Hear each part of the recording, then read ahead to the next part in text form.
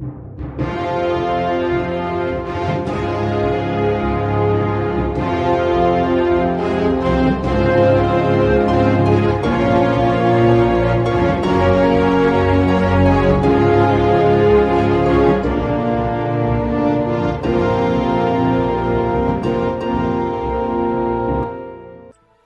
name's Owen. I'm the Dungeon Master of our Return of the Giants campaign. Hey guys, I'm Jared. I'm playing the character of Krasus, Antares, a Astral Elf Wizard. Hi everybody, I'm Michael. I'm playing Tetra a Circle Stars Druid. Hi, my name's Claire. I am playing Nauthiz, or Now, who is a Dwarven Forged fighter. Hi, I'm Ali, and I'm playing Lyra, the Eladrin Druid. Hi, I'm Matt. I'm playing Niles Silverwind, the monk Owlin. Hello! Hello everyone! Hello everybody. Welcome back to the Lost Archives for Return of the Giants, our absolutely incredible homebrew adventure set in the world of Nostea. Now, tonight we have a very full adventuring party, because rejoining us, emerging from the void, Claire and Michael are back. Oh, hi. Yay! We're back on the internet. We are back on the internets. Yes. And back playing D&D after how many weeks off? 4. 4 weeks with no D&D. So how much of the house is left undestroyed? Just this room. Just this room. Yeah. Don't look behind me. Yeah, don't look behind. Yeah, exactly. There's yeah. There may be a hole in the wall over there where I was pretending to be a monk, just because I couldn't play. So, my flurry of blows did not go well. No, and I can see it looks like you've molded some mashed potato into the shape of a D20 up on the shelf behind you. What's going on there? That was Claire. Oh, okay. Just immediately thrown under the bus on that one. So we have a very, very full adventuring party tonight. There are 2 players who are currently running late due to public transport issues, Dave and Matt. They will be joining us tonight, so we will have a total party of 7 players, which is going to be, I think, one of the bigger sessions I've run for a while. So that's going to be very, very exciting. Looking forward to that. Dave and Matt will be joining us. They're just running a little bit late, so I will play as Harry and Niles until they get here. I suspect, though, that they'll be here before too long, and I won't have to spend too long playing them, particularly because we've got to do a little bit of backstory for the missing sessions for Nauthiz and Tetra. So we will jump into all of those. They're going to be lots and lots of fun. So we'll go through those first. We'll jump back in time a little bit to see what those 2 characters have been up to. In terms of any fun announcements before we jump into the session, the amazing game that is Tears of the Kingdom is finished. The new episodes will be dropping every day that there's not a session of D&D or Avatar Legends dropping over on the YouTube channel. I finished the game, so all of those episodes are edited and you can watch them now. As I said, new one coming out every single day that there's not an episode of D&D or Avatar Legends. I have to say, after finishing it, can't wait to go back and play it again. It was really fun. I really, really thoroughly enjoyed it. It was absolutely fantastic. I feel like I need to go back and play Breath of the Wild again now too. I have also been trying to think through what my next solo game will be to record and chuck up on the interwebs. Number of people are recommending I do Starfield, the new Bethesda game. I was just about to say, yeah. It's a number of people who have been suggesting that. I am pretty hyped for it, I have to say. Yeah, I'm hyped but hesitant because the whole debacle with Fallout 76. I'm like, all right, Bethesda, I'm still your boy. That's all right, but I'm not going to pre-order it. I'm just no. The days I think the days of pre-ordering are done, to be honest. It's just every game that comes out lately, there's just so many issues and problems. A lot of them tend to be really like... Thing is, though, with Bethesda, those are features, right? They're features, like... The bugs. Yeah. The other thing I was just thinking is that, like, I don't think I've ever played vanilla Skyrim. Just like I don't think I've ever played vanilla Fallout 4. Genuinely, I don't think I've ever played the games without some even for your level first of modding. playthrough? Even for the first playthrough, because when I first got Skyrim, like there was a day 1 unofficial patch up on Nexus. Like literally the first day. And so, and I think I bought it the second day, or I started playing it the second day because I had school, probably. How old is Skyrim now? It's like 15 years old, right? 2011. Yeah, so it would have been school. Yeah, definitely went. Yeah, it definitely interrupted my definitely paying attention to high school. Yeah, me too. But I was just out of high school, so thanks for making me old. Old fart. So the day one patch, the unofficial Skyrim patch that then got updated every single week. I think that was I even played that with the day one. I played like the Skyrim with the very first level patch, and Fallout 4. I didn't pre-order it because when I'd seen some of the marketing material for it, I think I'm such a fan of Fallout New Vegas, and knowing that it wasn't going to be the same team, I was a little bit iffy about it at first. And I think my exact comments were, it just looks like the side quest from Fallout 3, but a whole game of that. So it took me like 2 weeks to commit to it. And by that point, Nexus was already like completely chock-a-block with like 300 plus mods. So I pretty much, I don't think I've ever played either of them without mods. But I'm looking in the old chat, and I can see that Brune Brass he's never used mods with those games. How have you played a Bethesda game and never modded it? It's the best part. It's like it's a fundamental part of playing a Bethesda game is loading up Nexus or Vortex and spending 8 hours playing around with all the different mods, trying to get them all to work together before you boot up the game and then have a CTD, crash to desktop, and do it all over again. It's like a fundamental part of any playthrough. Although now Nexus has released this thing. No, Nexus has released this. You go. Yeah. With both Fallout 4 and with Skyrim, I did play through the game extensively, like multiple times, without mods first. Okay. And then I dived into the mods. I did sort of similar, yeah, where the first couple playthroughs are probably just vanilla, and then you start branching out into the mods. Make it really new. Then you're like, I want to play something that's not a stealth archer, but everything else feels underpowered, so I'm going to go and mod it. Yep. Well, and Stealth Archer, even with mods, is still the most overpowered build.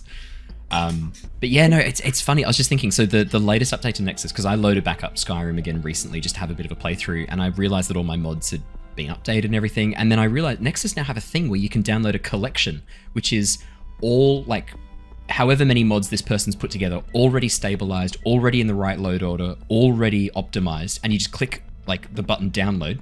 Nexus downloads it all, organizes it for you, and then you click play. And it's done. Great. That sounds actually really cool. It's brilliant. I just started started playing around with Skyrim modding this afternoon, and just quickly booted it up to double check it so that I can have a bit of fun on Friday when I have some time off work, hopefully, Simon. And sure enough, like literally downloaded 700 mods. All of them are behaving perfectly. I've had no problems. It's ridiculous. So the future is now, people. So no, that's going to be fantastic. I'm looking forward to that. But yeah, I think Starfield will be the game. I think it probably will be Starfield because I love Starfield. So when's Starfield come out? It's pretty soon, right? Let me have a quick look. 6 is the release date now because they moved back, I believe. 26th of... Oh no, 6th of September. Yeah. When's Baldur's Gate? That must be pretty soon. August. Oh, we could do a Baldur's Gate one. There's 4 people. Well, 3 people plus me who want to do Baldur's Gate. We could do an adventuring party for Baldur's Gate. I do have Baldur's Gate downloaded. Yay. There you go. I think we should do it. Yeah, I don't know what's going on with that. That could be fun. Yeah, it could be fun. Look, we'll keep you posted. We'll keep you posted on what the next game will be. The last fun announcement I have is that I will be doing a follow-up to the mead making video, because the mead that I brewed is now exactly 1 year old. I'm enjoying it right now. It's fucking delicious. So I'll do a follow-up to that. And I've also got a recipe that I've invented, see how it goes, for an Australian-based mead, which is going to use lemon myrtle and some finger lime. And Matt's here! Let me bring Matt's camera across, because it has not automatically loaded, because why would OBS help me like that? There we go. Perfect timing, Matt. We were just about to start the session. That was the last of my announcements. Oh, wow. Amazing. So brilliant timing. Let me do a quick recap, get us into the zone for tonight's session, and then we will jump over to Nauthiz and Tetra to see what they've been up to over the past couple of hours.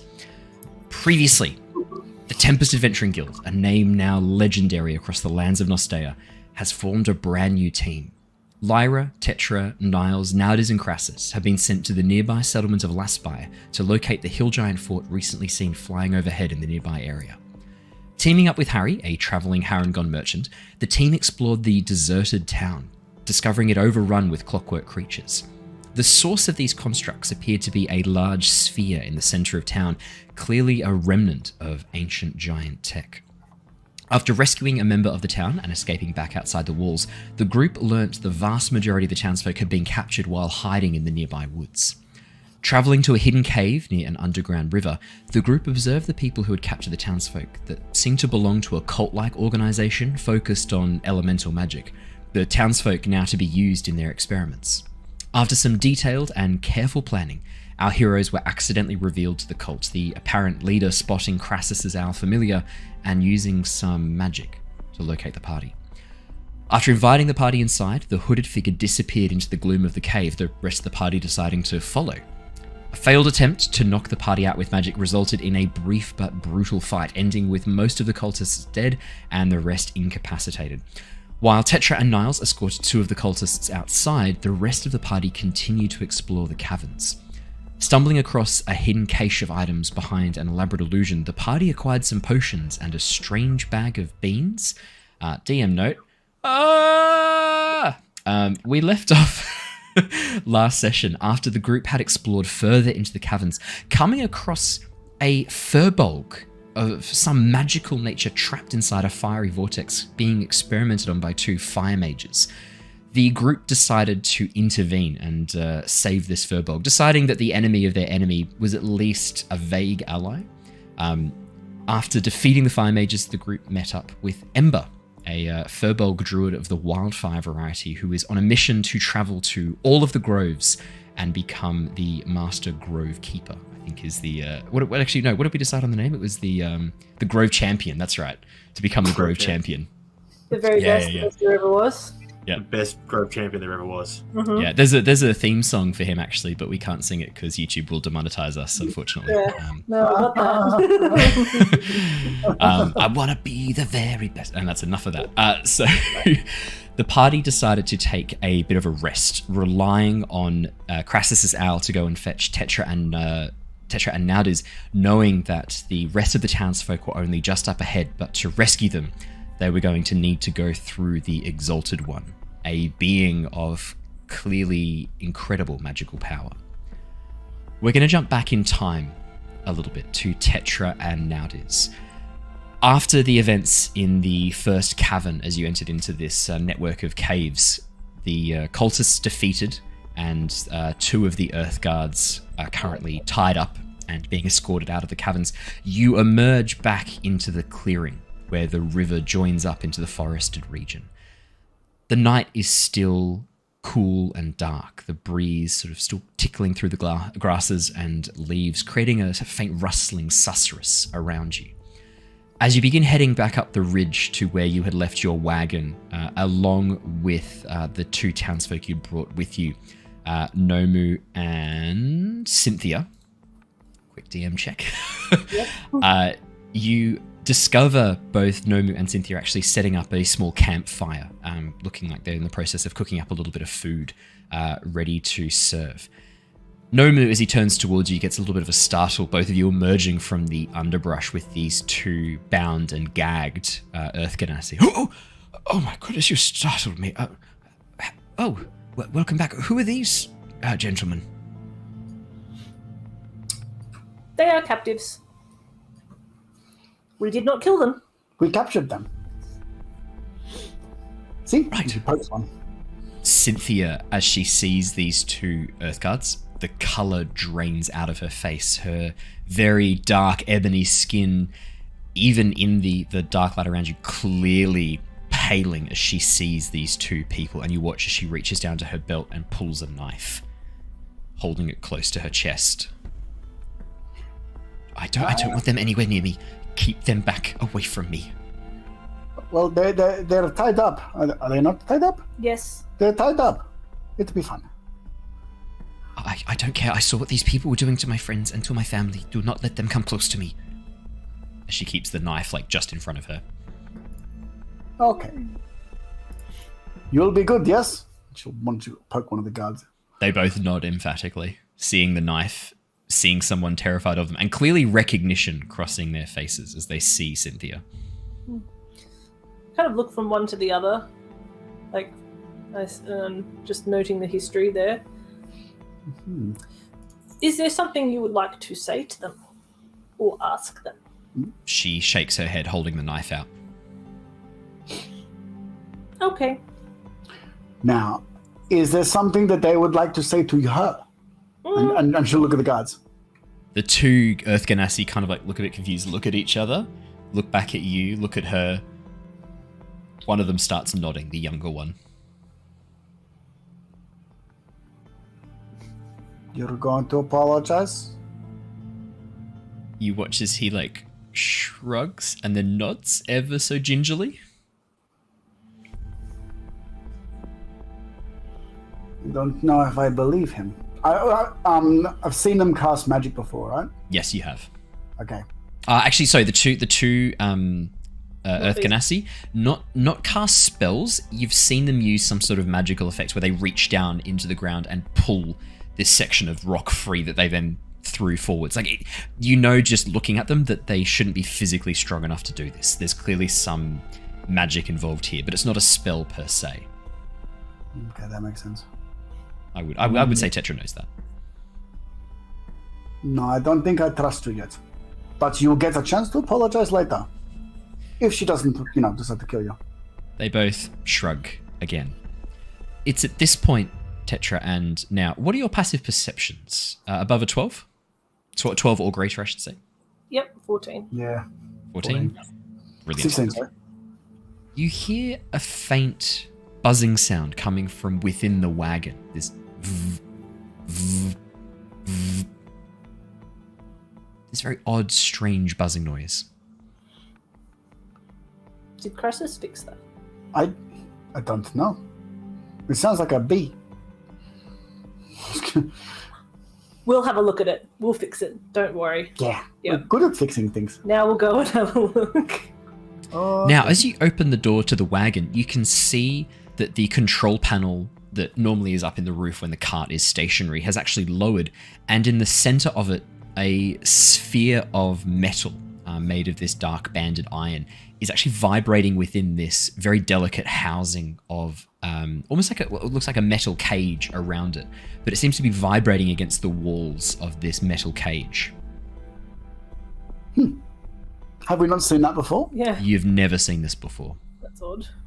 Like the cage or the ball? But you've seen the cage and the ball. It just looked like part of the steering apparatus because it didn't make any noise or move to draw attention to it. It sort of blends into the actual tube that lowers down the steering construct. Oh, okay. An apparatus that lowers down. It sort of blends it in a little bit. Imagine on like a steering wheel where the horn would be right in the very center, but lowering down vertically from the ceiling.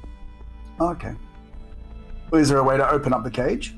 Yeah, Tetra, as you lean forward and begin sort of tapping, you can see there's two tiny handles on either side of the cage, and it opens up like a door, like a double bay door. Should we look at now? Maybe just, I don't know, get behind something or something in case this goes bluey. And I'm sure. Now does not do that. Now just stands there like a statue. Seems appropriate. Yeah. So then Tetra will open up the little cage and she'll pick up the ball with the hand with the Gemini. As soon as you open the cage, the ball springs out. Could I get you to make me a dexterity saving throw to try and catch it? Because it literally like springs out as if it was under tension inside the apparatus.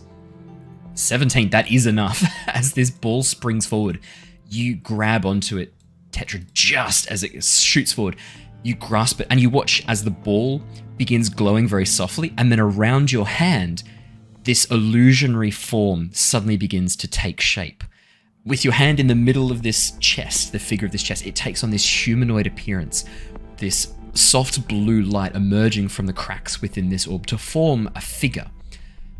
At first, it's sort of hard to make out, but as the details begin to coalesce and form around it, you can feel the ball actually almost a bit of force between your fingers if the ball's trying to pull free. The illusion takes on more and more detail until it resolves itself into the shape of an older human gentleman. You can see around his neck is a large tabby cat draped across his shoulders like some sort of scarf, yawning almost laconically as it looks into your eyes. His long grey beard is actually has been recently braided, and you can see it's kind of like semi-tucked into his robes. He has this very faint, almost soft blue glow to him around the outside of this orb. Half-moon spectacles that he sort of peers through as he looks at you and goes, "Oh, hello? Oh, am I speaking with the Tempest Guild? Oh, your hand appears to be in my chest." Oh, as he looks down. I'm sorry, I didn't mean to upbraid your person. But you're talking to a member of the Tempest Guild? Hello. Hello. Lovely to meet you. I was wondering, where's the rest of your group? Well, we got in a fight. We've captured some new friends, but they've gone deeper into the tunnels, I believe, so they're not currently pleasant. They might be dead. I don't think so. I don't know. Dead? Oh no, that would be terrible. No, Sorry, I haven't introduced myself. How rude. Balthazar, and this is Mr. Snibley, as he points at the cat around his neck. Hello, Balthazar. Balthazar. Yes, well, I was wondering, where's the rest of your group? We need to get everyone together. Well, like I said, they're down the tunnels. Well, that is interesting. What tunnels would these be? The big ones? There's a cult in there, apparently. So we're going to... What is it with this group and cults? I swear every time I check in on the Tempest Guild, you're always tangling with some sort of cult or another. Are you like cult specialists? Yes. No. He sort of looks between the two of you.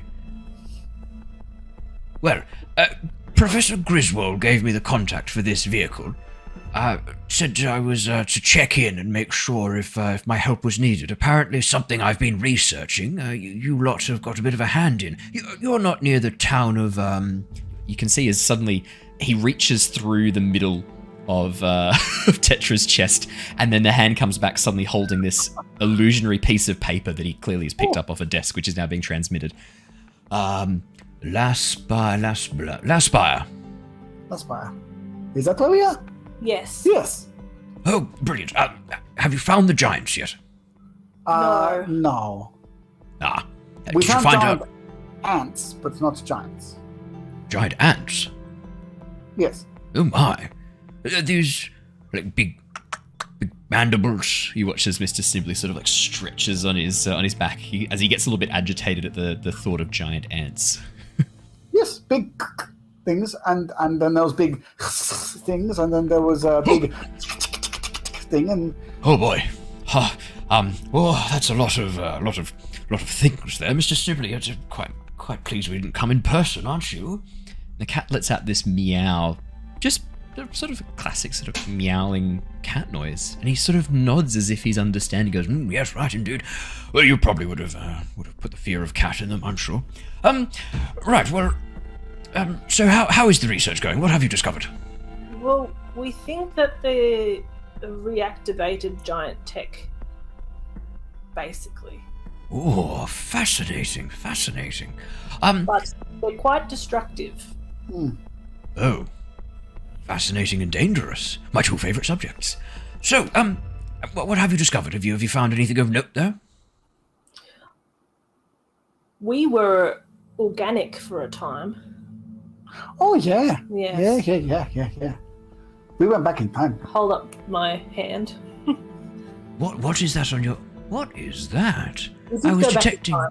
detecting some sort of interference on the connection. I just thought it's because you were really far away. But Laspire should be within the... Yes, it should be well within the realm. What's that, Mr. Snibley? No, they're not that far away. No, it should be well within the realm of contact. That's very interesting. These items on your hand, why did you have them surgically implanted into you? Oh, we didn't. It was an explosion. Oh dear. Well, I'm not a medic of any sort. Perhaps you should visit some sort of hospital when you're back inside the city. Well, I think we did tell Griswold. I haven't spoken to Griswold for a couple of days. He gave me your contact about a week ago, right before you were setting off. Maybe he's still recovering from the shock. perhaps. What is your specialty? Oh, I'm a magical researcher. I've been working for the Unseen University for the last couple of weeks. Ah, books again. You have a problem with books? Sometimes it's scrolls, sometimes it's tablets. Pictograms. That sounds fascinating. So we got these things in our hands, and when we joined them all together, we had a vision. Of a long time ago. Sort of... You watch as he takes out a book and begins noting down some sort of hallucinogenic properties resulting in temporary psychosis and... No, temporal travel, I think. That's what Krasus said it was. What was that, sorry? Krasus said that it was temporal travel. You didn't really time travel, though, did you? Well, I mean, we were there when the giants were opening portals. We were a giant. We were, yeah. You watch as he takes on this look of absolute surprise, and then suddenly pauses, looks up at the cat, looks back at you guys, looks at the cat and goes, "Yes, I agree. I'll see you in a moment." And he clicks his fingers. There's a sudden flash of light as the orb suddenly shakes a little bit and then falls silent in your hands. I broke it. A moment later, there's a flash of light right next to you, and the same figure suddenly steps out from this flash of light. Burn marks in the shape of runes around his feet. Burn marks in the shape of runes around his feet, forming a temporary teleportation circle. "Oh, hello. Good to meet you in person. Why are we in a forest?" Yes. You know, we are not the best people to talk to. We don't really know what's... Well, we don't. You might. I don't know shit. Right. You didn't pick the smartest people in our group. No. I didn't get a choice. I called the card. I've been calling for over 40 minutes. Oh. We should install a voicemail. I missed dinner for this. I was quite hungry. Mr. Snibbly's only had a smoked kipper. Oh, no. That's not good. Well, shall we go and find the rest of them then? Yeah, I think they're in that cave over there. It's at this point that you see Krasus's owl fly out of the gloom and alight on a nearby branch. Mr. Snibbly immediately clocks the owl and goes very, very still. Sorry for your familiar, Jared. I can bring it back. You watch as Balthazar looks up and goes, "Oh, an astral owl. They're quite rare. You don't expect to see Mr. Snibbly. Leave the astral owl alone. They're an endangered species." And with that, the cat jumps off his shoulder and goes, "Oh, bother. Well, there's no dissuading him once he's made his mind up." As the cat begins climbing up the branches, the astral owl spotting this, hooting, and then immediately flying up in the air again, staying out of range of the cat. Yeah, nice. Oh, well. Should we go check on your friends? They might be dead. They might be. Well, I see there's a bit of pessimism here. Oh, no, not pessimism. It's just that there's a lot of people in there. When we say people, you mean those cultists? Yeah. I have to say, if there's any sort of fighting, I know a few spells that could be used in a combat approach, but for the most part, I tend to be more of a researcher and non-combatant. Maybe you could hit them with a book. No, these books are very precious. I wouldn't dare get a bit of blood on the cover if I was to break some poor sucker's nose with this. Do you know how old this copy of Daskal's Primer is? No. Shall we go find our friends? Okay. Don't worry, I can hit things. As he walks over and sees the campfire, nods to Cynthia and to Nomu. "Hello there." Just doesn't say anything else. And then he sees the two bound and gagged people, pauses, looks back and goes, "Those two people are tied up. Is that right?" That is correct. Do you want me to keep them there a bit longer in case they try and escape? Ropes can be frayed and broken. Yes, we think that would be a good idea. Oh, brilliant! And you watch as he begins moulding earth around them, forming a cage of stone that still has bars that you can see through. As he continues to mould earth, making this stone cage around them, he looks and goes, "Earth Genasi, hands are bound. Yeah, they won't be able to get through that for a couple of hours. That should do, right?" Unless Cynthia wishes to,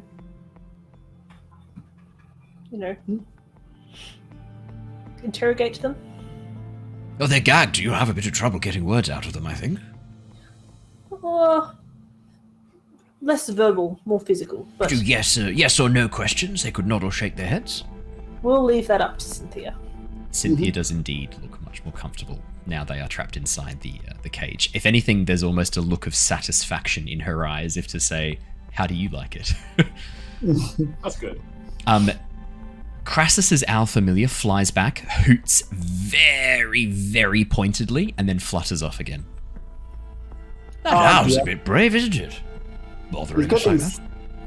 He's getting snippy with us. Maybe we should go find Krasus. Oh, is that a familiar? Yes. Oh, we should be following it. Your friends aren't dead then, if their familiars come out. You can't summon a familiar if you're dead. If you're dying. Well, we better follow the owl then. With that, Balthazar takes off at a brisk, jaunty pace, seeming to be almost a little bit excited. As he gets to the mouth of the cave, however, he sort of pauses for a second and goes, How many cultists did you say were in there? A lot. I think you lot better go first. You, the stone statue, you look like you're pretty good in a fight. Yes. Can I follow behind you then? I'm not wearing any armor, and if a sword were to cut this is quite an expensive robe. I'd be lost if I had to replace this. And Mr. Snibbly here doesn't like. He's allergic to steel, iron, silver, even to be honest, wooden staves as well. He doesn't quite like them either. He's allergic to weapons. Oh, okay. I was getting worried when you said he was allergic to iron. Oh, no, it's just weapons, things that hit him. He doesn't like them at all. Oh, okay. He leans over and whispers conspiratorially once the cat sort of like wanders off to sniff the cave wall. I don't want to insult him at all. He's such a lovely companion. It's not that he's allergic. It's just if he were to get hit, he take a bit of damage, and we don't want to insinuate that he's not anything other than a perfect being, if you know what I mean. So we'll just go along with that. I say he's allergic as a way of kind of making him feel a bit better about it all. I see. So you are upholding the cat's ego? Oh yes, of course. Okay. Cats have a very fragile ego, I'm sure you know. Okay, I will treat him with kitty gloves. Yeah, yes, very good, yes.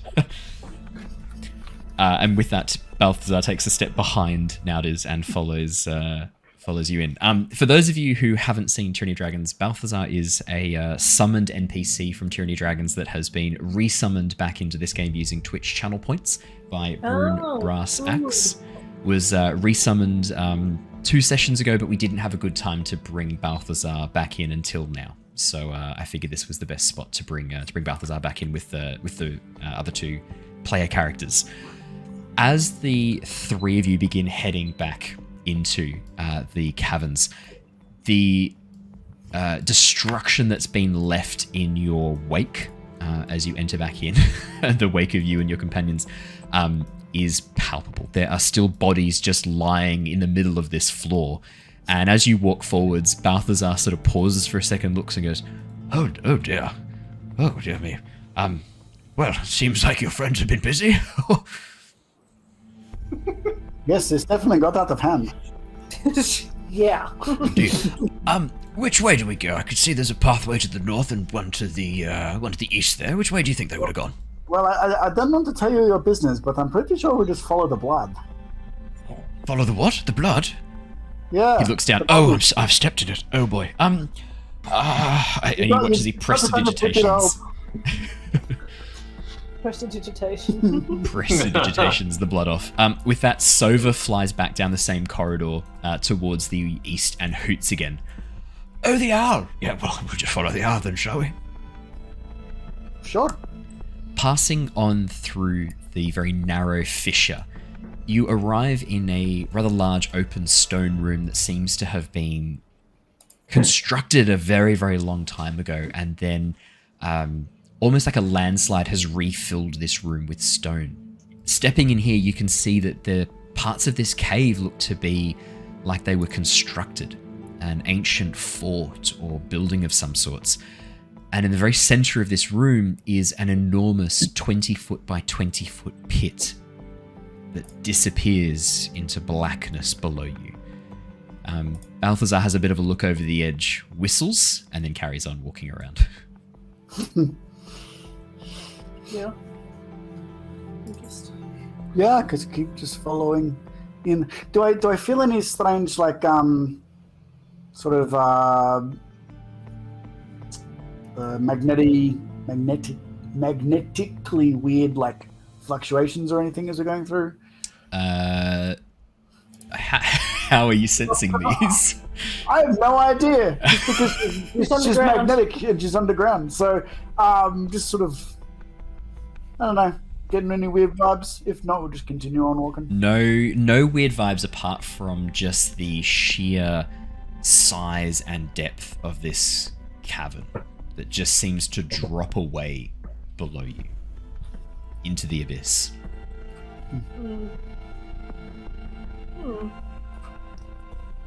That's very cool. So drop a stone down, just listen to it. Drop a stone down. The stone falls away. Comes in the deep. Falls and falls and falls. You hear no sound with your passive perception. As you do that, Balthazar turns, looks behind and sees you dropping the stone and goes, I didn't hear a bloop. A collision. Did you hear it? Nope. Oh. It just keeps going. I might come back and investigate this. Perhaps this leads down into the Underdark. Ooh, that would be interesting. Oh, yes. Oh, sorry, we mustn't get distracted. As you say, your friends are possibly dying right now. And he gives you a bit of a wink with a smile on his face, seeing the owl still there, not looking hurt or injured or anything. You continue on, traveling through the dark underground, crossing a narrow stream, a makeshift bridge across what looks to be a very rapidly flowing underground river that you suspect probably connects back to the entrance where you were before. As you arrive at a cross-section, Sova calms down quite a bit, and in fact actually would be, probably at this stage, would it be fair to say, Jared, trying to be very quiet and sticking like quite slow, like slowing down the speed and going quite quietly as she flies along this section of the corridor? I imagine so. If we're starting to get back to sort of like a bit more dangerous areas, then 100% would definitely be a bit more quiet, hoping not to draw any unwanted attention. Brilliant. As you guys move around the corner, you see down ahead of you a open room. And in the room, visible to you from where you are your companions, along with a figure you don't recognize, a Firbolg. Simon, would you like to describe Ember, please? And then I'll get Nauthiz and Tetra to describe their characters for you.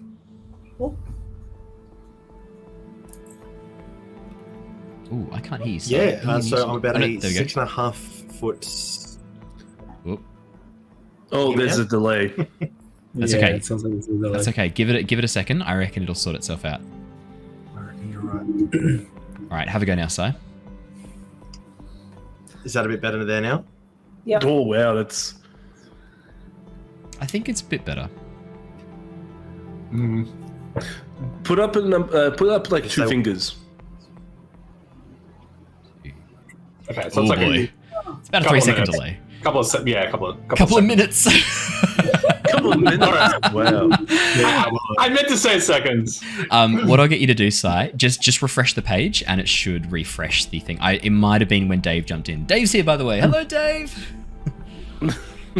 I was watching Si's camera did freeze for a bit and then like restarted, so I think that's probably when it happened. Yeah, exactly. Yeah.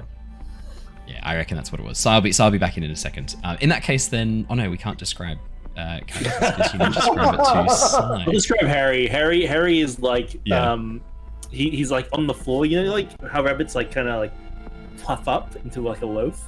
Yeah. He's just like loafing on the ground. Amazing. Wow. How's that going, Si? Oh, it looks fine on my end, but yeah, that's way better. Perfect. That's so much better. Incredible. Great. So, am I describing my character? Sorry, I just kind of missed a bit there with you. No. Just go ahead and describe Ember. Awesome. Yeah, at the moment, I think I'm actually still disguised as one of the guards, kind of that. Oh shit, you are too. Oh yeah, you are. So, yeah, I don't. Yeah, I'm not really myself at the moment. That's true. That happens to the best of us. So in that case, then, as you guys walk down the corridor, and Lyra currently is disguised as Melania as well. Amazing. Well, wearing Melania's cloak, right? Yeah. Yeah. The illusion's probably worn off by now. I'd say so. Yeah. In that case, then, as you step in the corridor, you see a figure in a dark cloak and what looks to be some sort of guard, similar to the ones you'd seen before, but rather than a Earth Genasi, this one appears to be a Fire Genasi, standing guard. But as they see you, the figure in the cloak waves excitedly. I think would be fair to say for Lyra, right? Yep, absolutely. Touch your way back. And then she probably just does a bit of a shh, and then sort of gestures around the corner, just sort of keep it on the quiet side. There are bad guys around there. Okay. And with that, you guys enter into the room.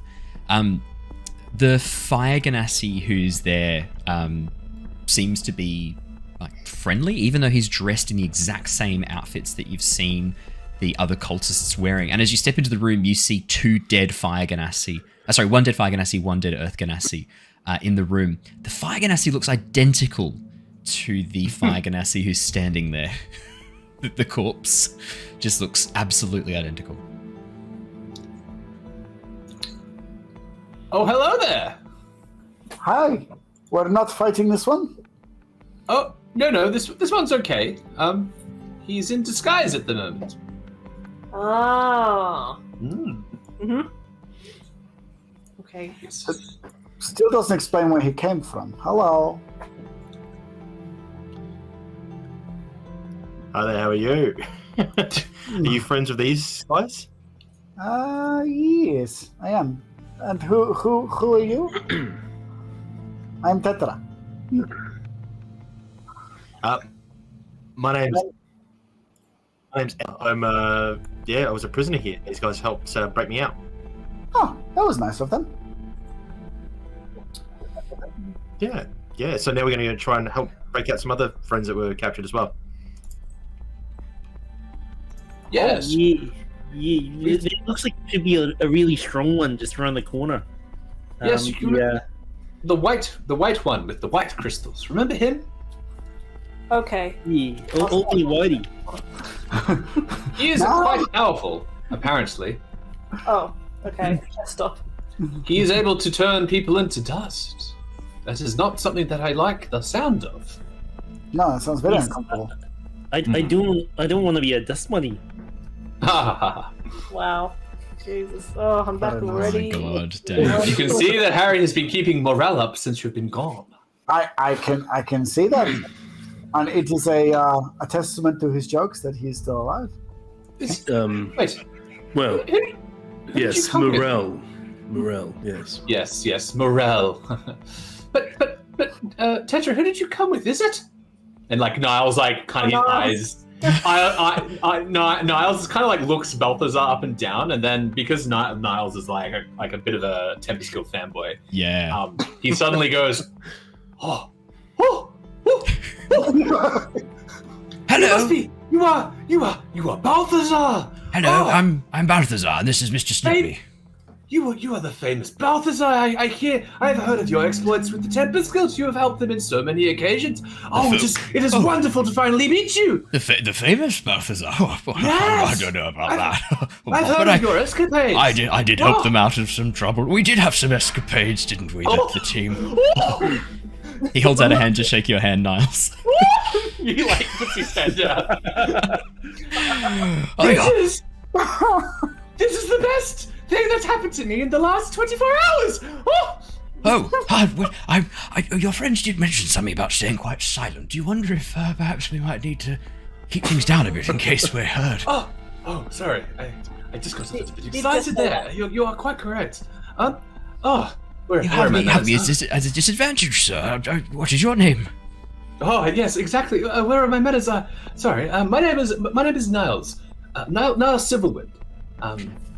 As you go to shake Balthazar's hand, Mr. Snibbly quickly runs down his arm and holds out a paw, Niles. Balthazar looks a bit confused as Mr. Snibbly just holds out a paw as if like batting at you. Mr. Snibbly, I've heard of you as well. Mr. Snibbly sort of creens up a little bit, climbs back up Balthazar's shoulder and meows in his ear, goes, Oh, Mr. Snibbly says it's a pleasure to meet you, and you look delicious. Are you sure you want me to say that?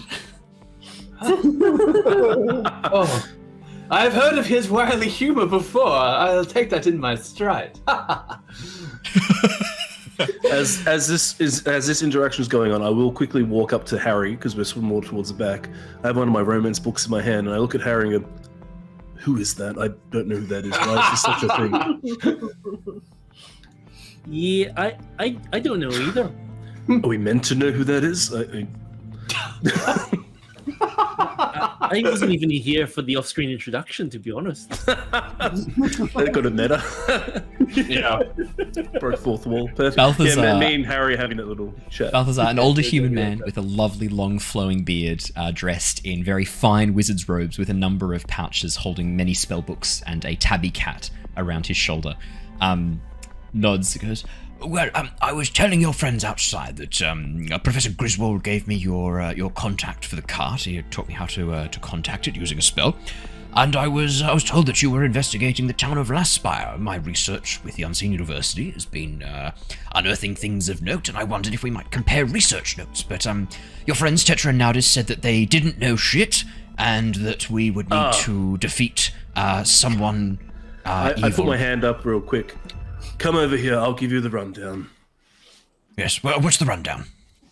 I literally hand him a notebook full of notes. Oh yeah, because you've been writing like detailed notes for the whole thing. Yeah, I give him a notebook. This is only what has transpired in the last couple of days, and this thing is like thick with notes. Balthazar can speed read. He speed reads through, takes him about 20 seconds to get through the entire, like, probably 9 pages worth of notes, and goes, That's probably more Right. shit, definitely. Well, okay. So, right. Well, we better make sure we wrap up things here and then head back to the town. so I can't wait to investigate did this you get- sphere. So you, from my understanding, you teleported. Oh, I did, yes. I was using the sphere. You can communicate using... it's quite a complex series of spells, a combination of images and sounds transmitted across the... sorry, I'm getting ahead of myself. Yes, I teleported here because these two Nauthiz and Tetra were telling me things that were of great concern, and I thought I'd better pop in and check on how you're doing. That's quite a feature. Oh, it comes in handy. So you're like the backup, yeah?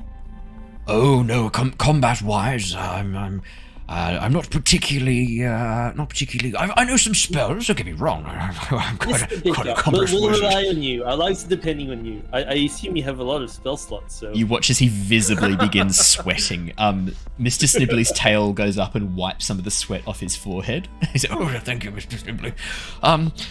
Well, yes, I will provide support from behind. I will back up your rears."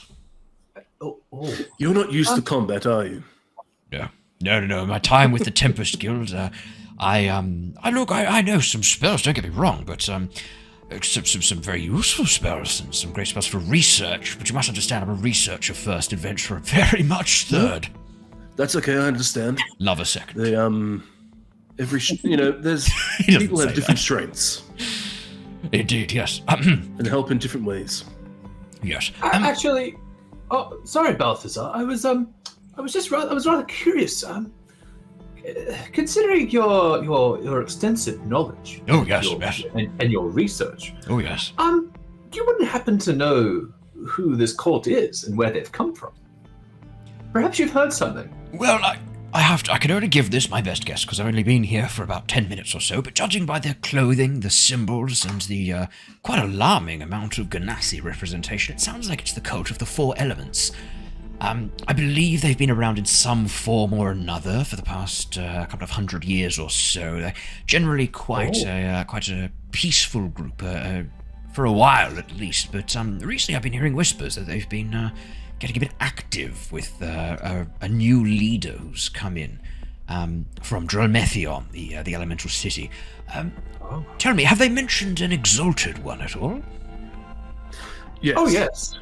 Well, fuck. That's Mr. Whitey. Mr. Whitey in the other room. Yes, he's White. apparently here in this very cave. I Also, generally apparently don't. there are multiple.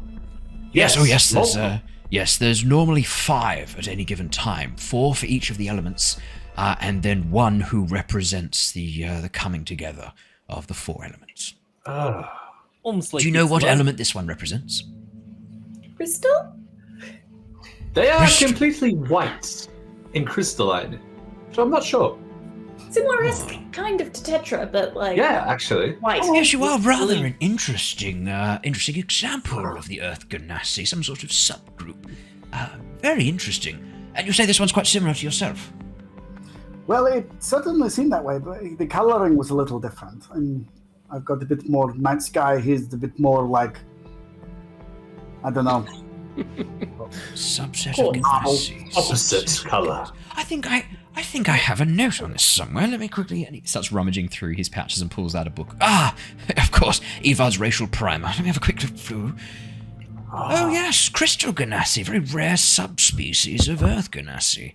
No more than a handful every few generations. Quite rare, gifted with strange powers, blah blah blah blah blah.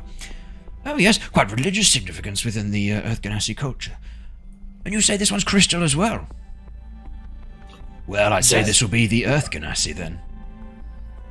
Oh, interesting. Would be fair to Oh, say. God. Do you know that there's still a bit of smoke in this room? Goodness me, it smells like dead bodies burning in here. What's been going on?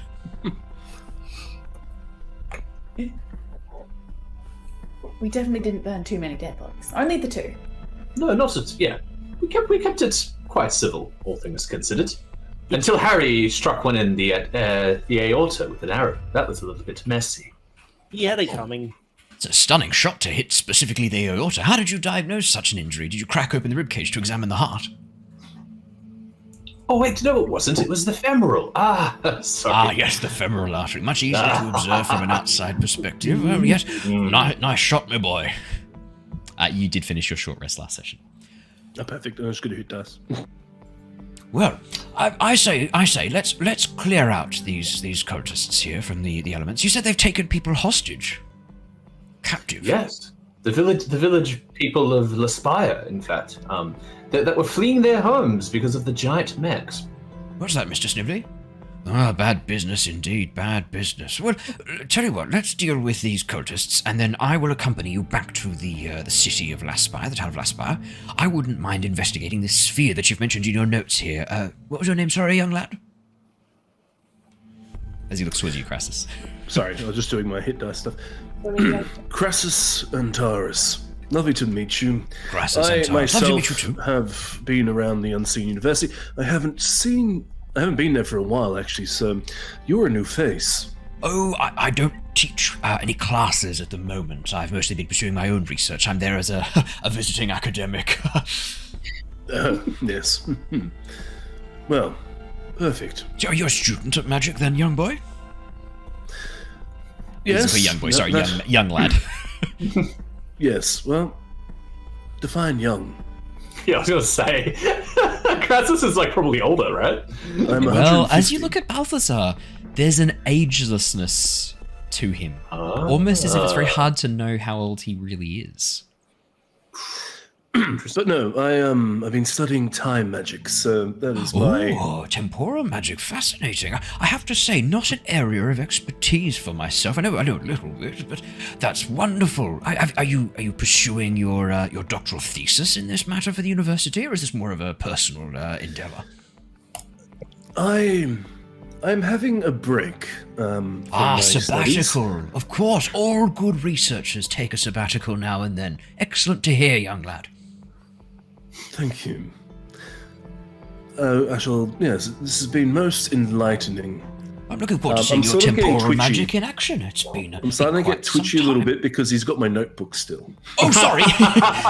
he will hand that back over as soon as he finishes reading. That's funny. Thank you so much. He would have handed that back immediately as soon as he The finished. moment I grab it, I immediately throw it in my book, in my backpack as soon as I can, like hastily, and then I sort of come up like nothing's wrong. Like that was like the most normalist thing.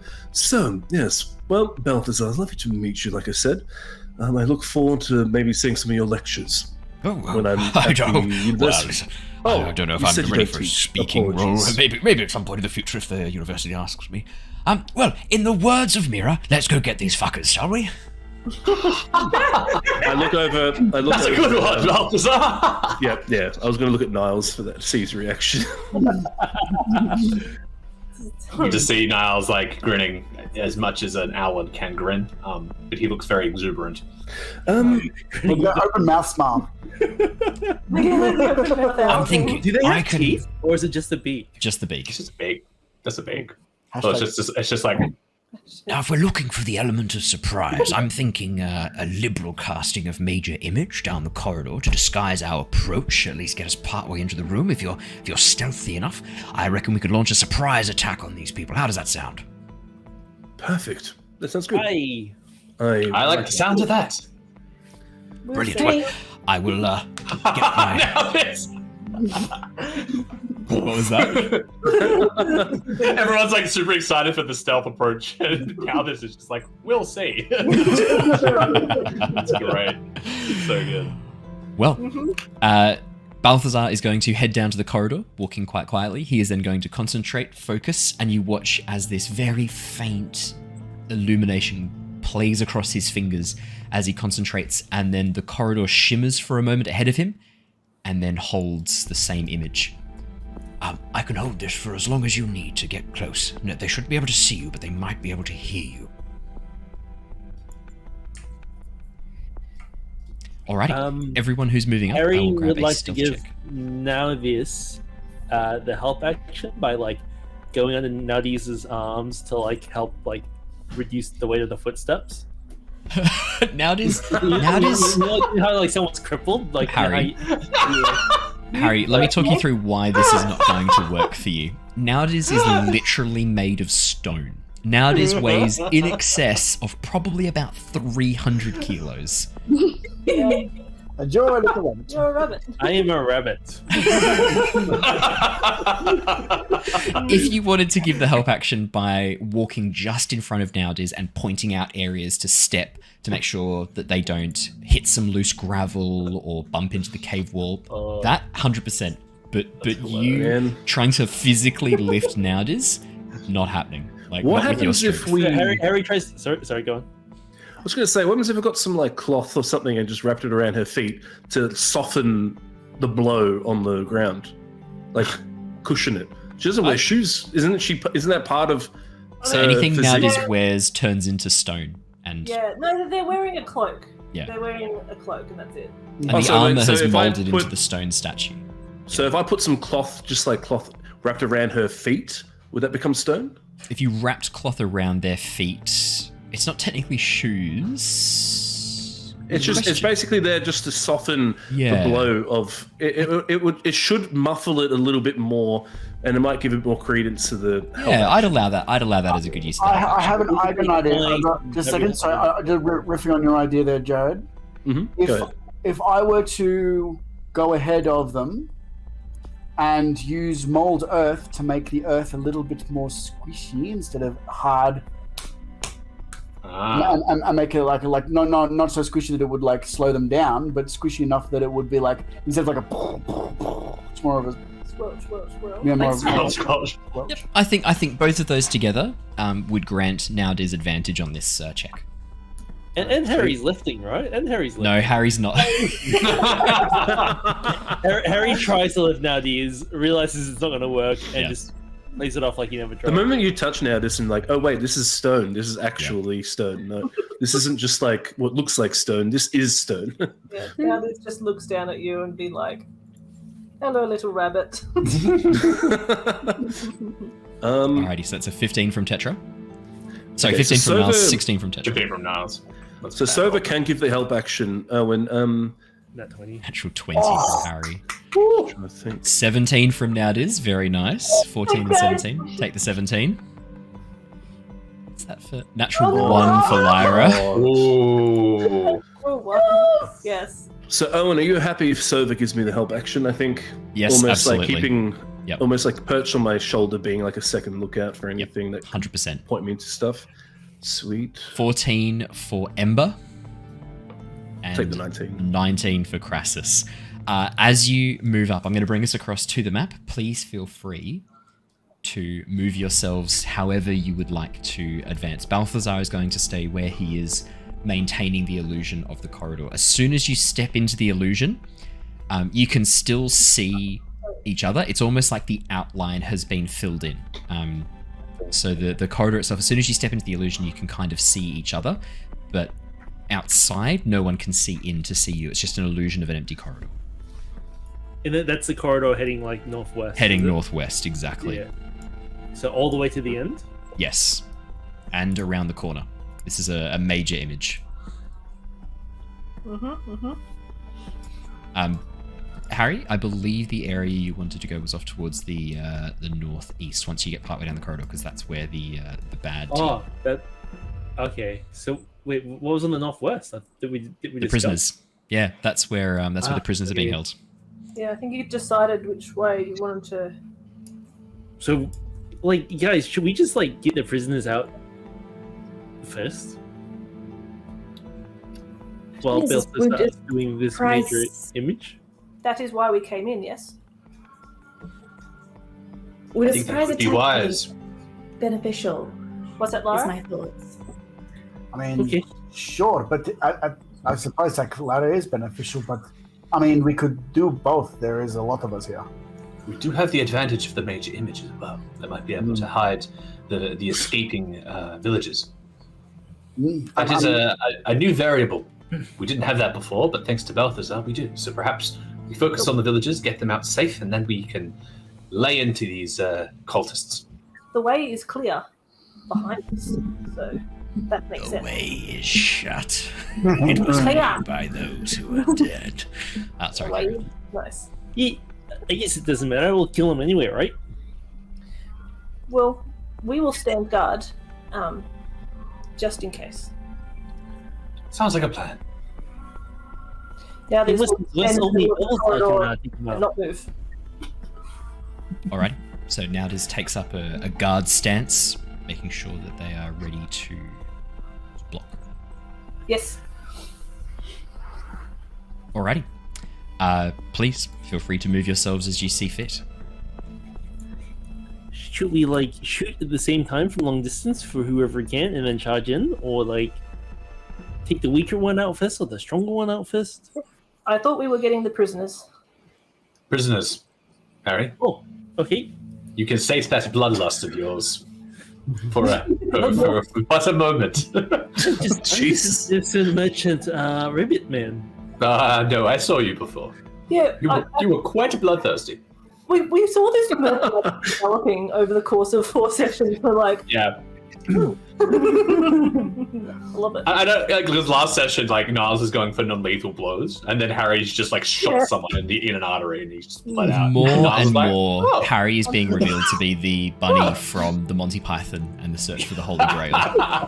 with a crossbow and a hood. That's the character arc. How would you feel if I actually made that joke before we started before we started He the stream? literally said that. I was like, I've been sitting on it, waiting for the moment to bring it out. There you go. It's so true, though. Great. Yes. Great big. Nobody suspects the rabbit. So there's like a jailer here, so we like have to like take him out. Hey. How many people are in the jail?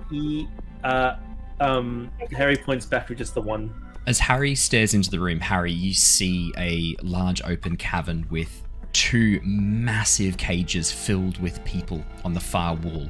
Standing guard is an elven woman who is dressed in the same robes as the cults, this time in layered blue robes, as similar to those of the priest Melania that you saw before.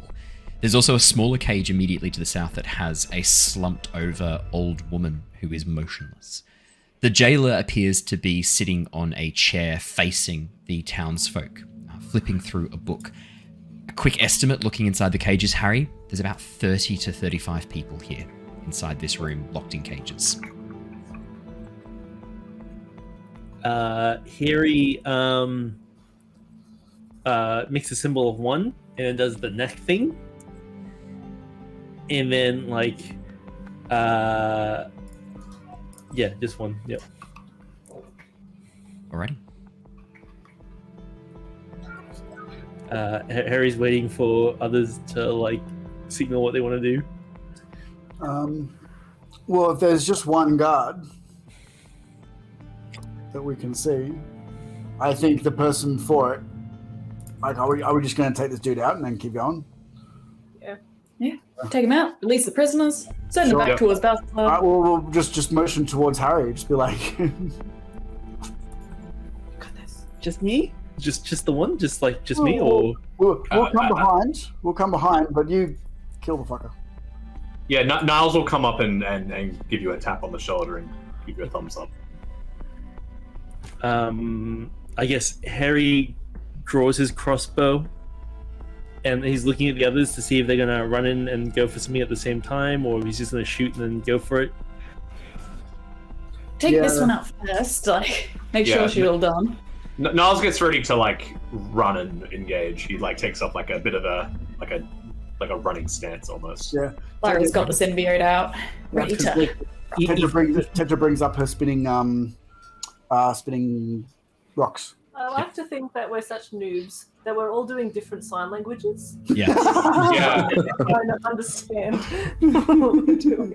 If he calls for help, the other guys are just down the corridor. Yeah. I'll make it so he can't talk. Yeah.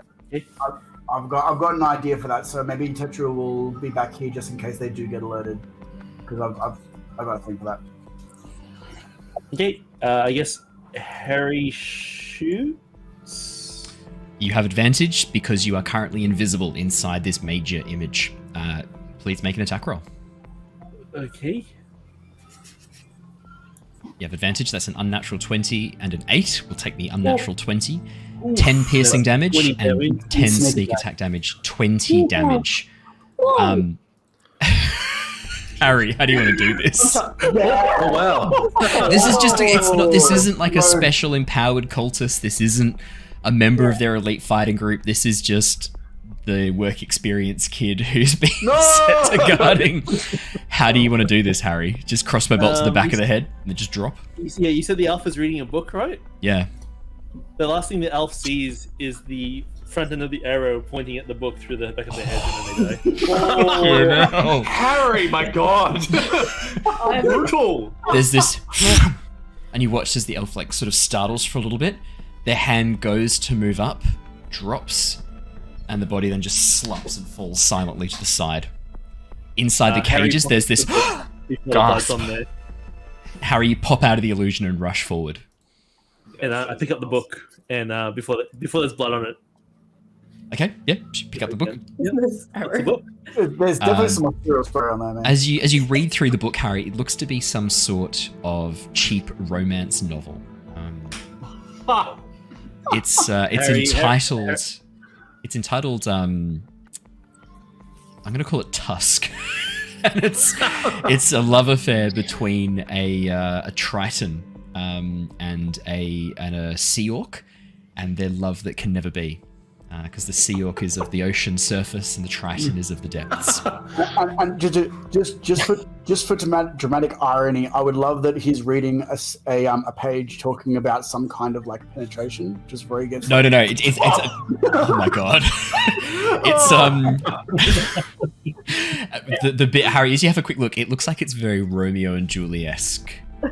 As you get to this section, it's describing a horrific battle at sea, pirates attack, and the Sea Orc takes an arrow, and the Triton watches as their body falls into the ocean, drifts down towards them. An arrow. The jailer's just like, I wonder what that would.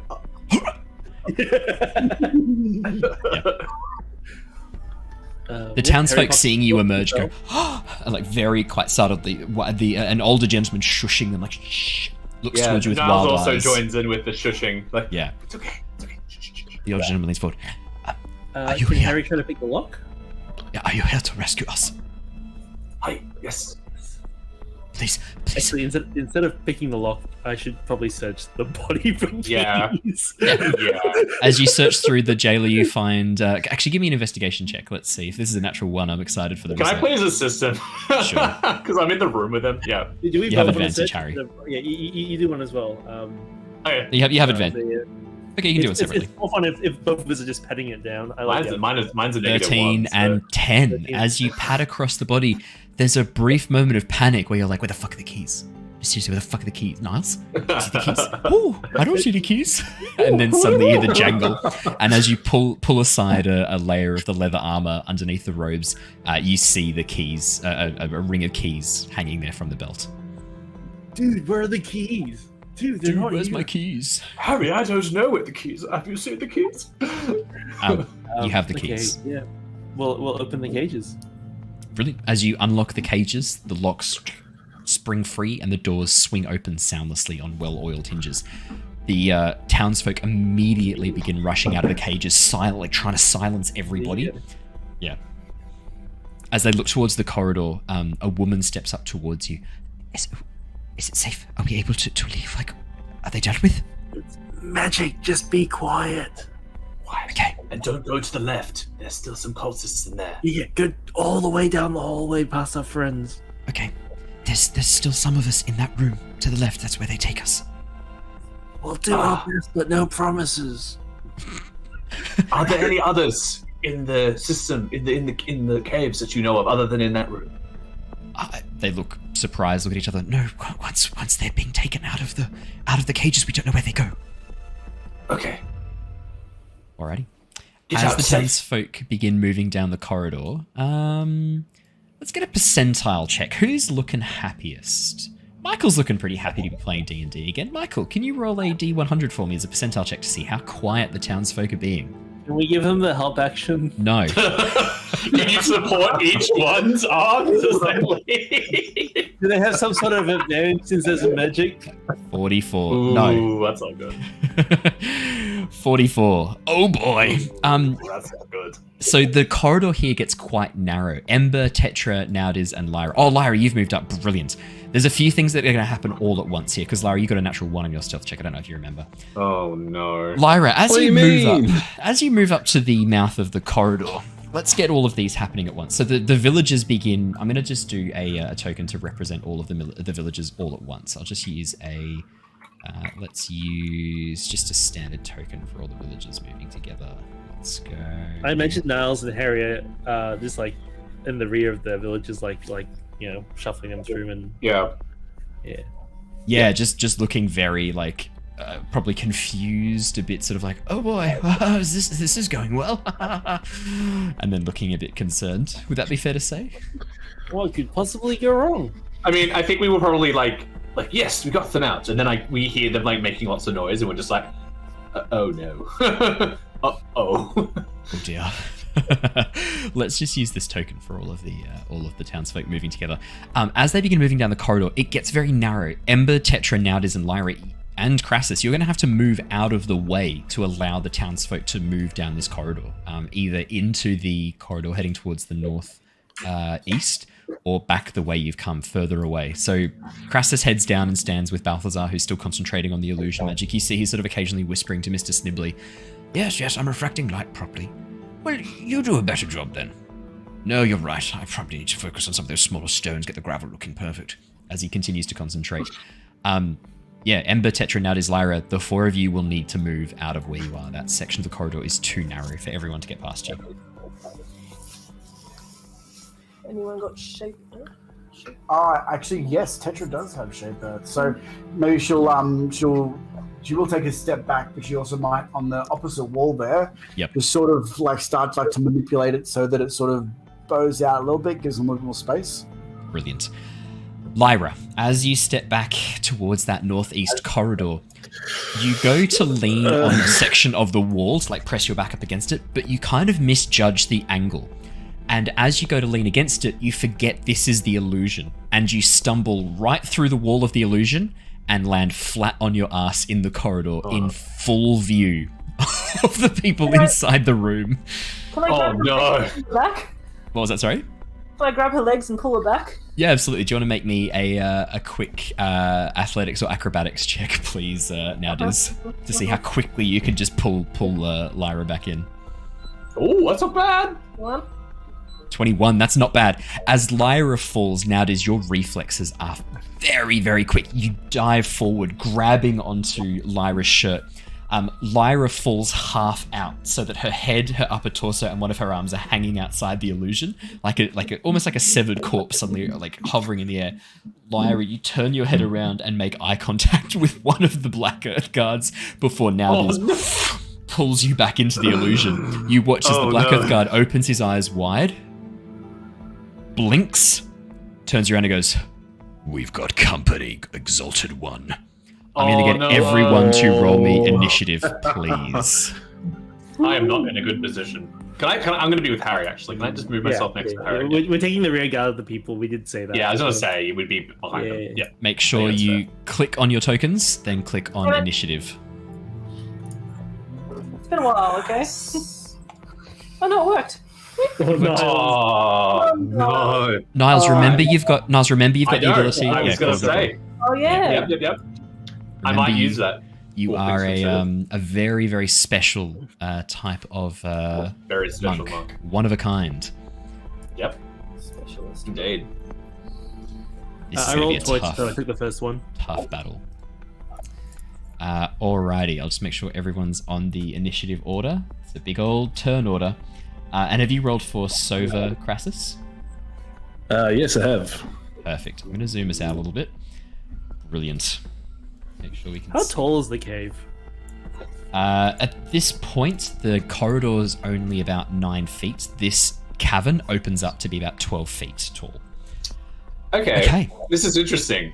Because normally when you roll on that one, it's bad, right? On for you, it's potentially amazing. It's actually not that bad for me. I'm going to use a feat. I'm going to use part of my feature that I haven't used yet. I'm going to use Align.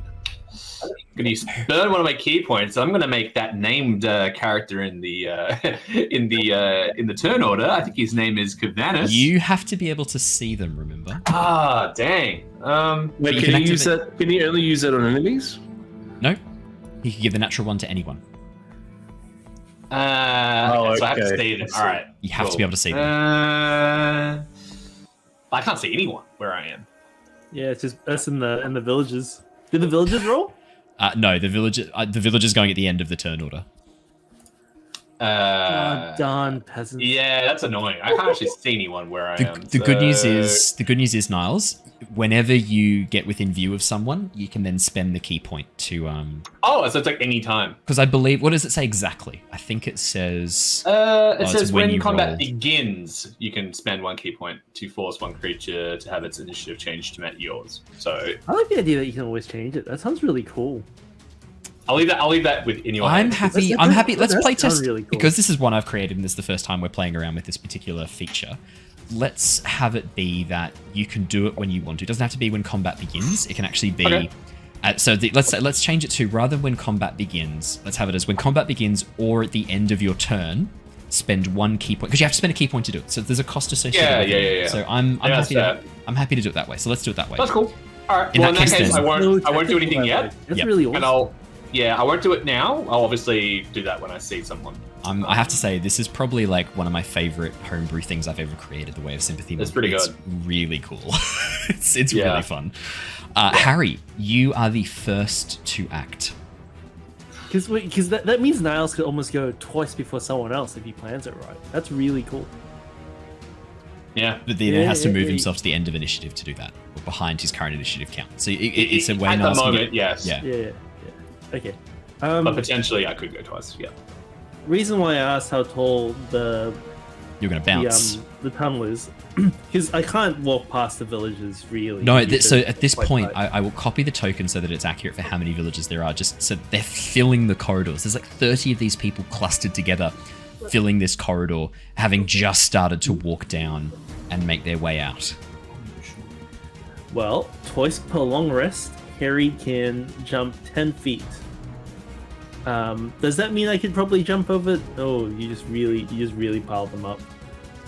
Well, what I'll do, I'll make a You're bit of space sturdy. between them. Here you go. I'll make a bit of space between them. There you go. Okay. Would I be able to get behind Tetra with the ability hop that lets me jump 10 feet?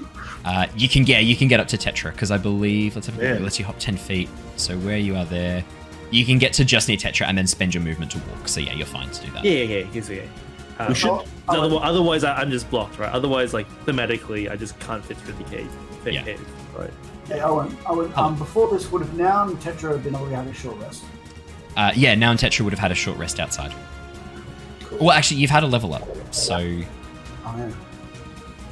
actually, so that we can do that thematically. The way that's happened is as Balthazar appears, he is going to cast some rejuvenating magic on you to heal you up outside, because the others got that same level of bullshittery inside. So Okay. We love you, DM. that's So okay. is that a long rest or a short Short. rest? Short? Okay. You get the benefit of a long rest with your level up. Oh, shit. Yeah, for this time only. Cool. Wait, do I get that too? Yeah, everyone did. Yeah. Oh shit! Because I Everyone had okay. the spells back. Well, Okay, yeah, I didn't know that. Okay, I'll do that now. That changes everything. We have skills, not me. Harry, though. we got to keep this moving. What are you doing? Harry will jump across and get behind Tetra. Yep. From here, I assume he has a clear view at the Black Guard. If you can the see Black them Earth on the Guard. map, then you can see them as Harry. Oh, if I shot from here in the illusion, Yep. would I have advantage? on Yes, the they currently can't see anyone. They saw Lyra pop out and then get pulled back in. At the moment, they don't know how many of you there are. They don't know where you guys are. They don't know what's going on with it. I You will would have shoot advantage. Yeah. at. I can't see. Oh, I can only see two of them. Crushing Wave Priest, Black Earth Guard. So there's a Earth Genasi and Water Genasi that you can see at the moment, Harry. I'll shoot at the Earth Guard then. Right. Eerie Take a shot. will leap over Matrix style on his side, just for coolness. Shoot his crossbow. I'll take the 16. 16. I thought I'd show the artwork for the Black Earth Guard just so you get the full. So it looks like he's summoning armor made of stone from the ground around him. Oh, that's cool. 16. That is not enough, Harry. As the arrow flies through the air, it just pong off the armor and ricochets into the air. The Earth Genasi looks over, laughs, goes, "You'll have to do better than that, invisible person." Yeah, I shoot a shot the water one. Harry will then duck a bit more around the corner and bonus action hide. Cool. Tetra, it is your turn. Alrighty, well. If he likes his... 20 feet from that one. Alright, I'll go with what I was going to do anyway. But that's fine. Okay, actually, just before I do, I just want to check one thing in the wording.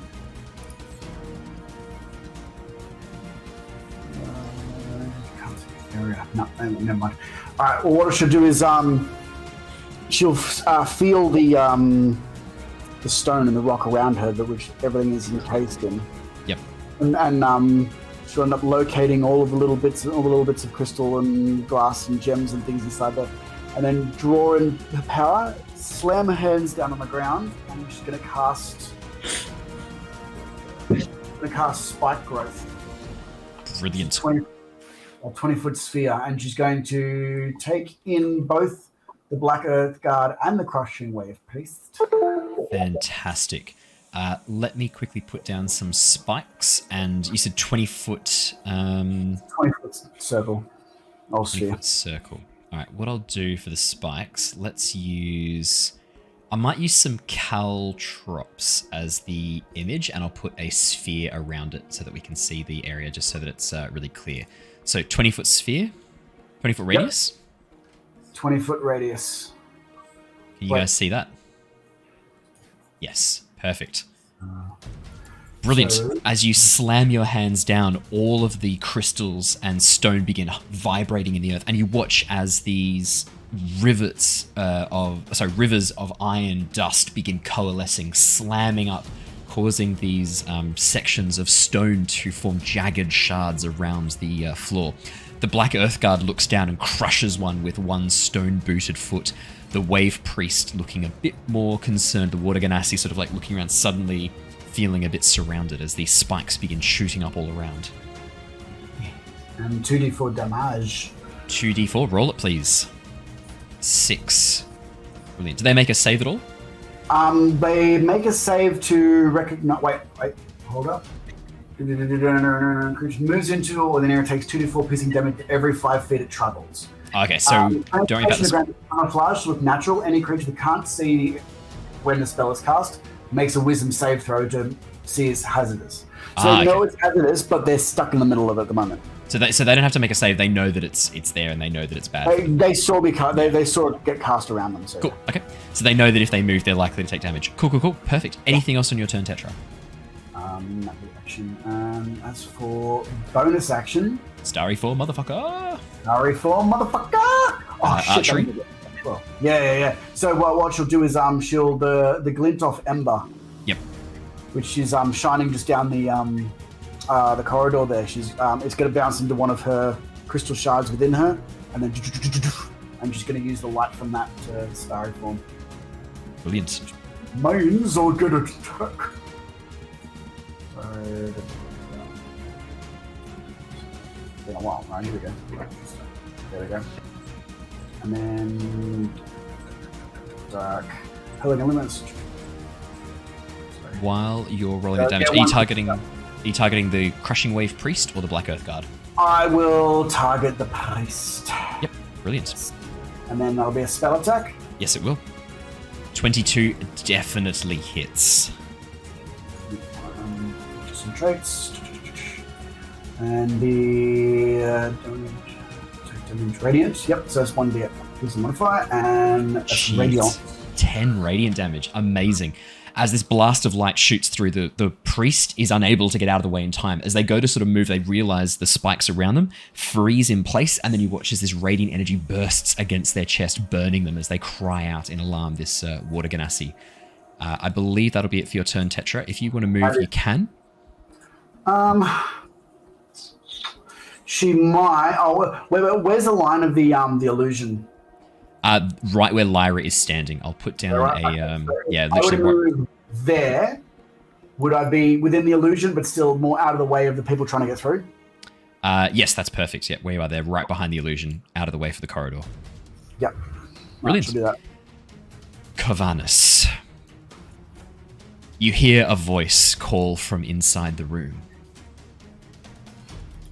Please, you who have come here to disrupt our work, know that you will be punished for your trespass.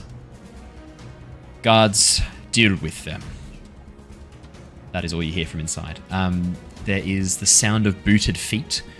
10, 15, 20, 25, 30, 35, 40, 45, 50, 55, 60. And emerging from around the corner, you see a figure dressed in feathered armor, holding aloft a greatsword, pause in position, and as they stand there looking down, trying to see through the illusion, they stand guard, ready to attack. Next up is the Eternal Flame Guardian.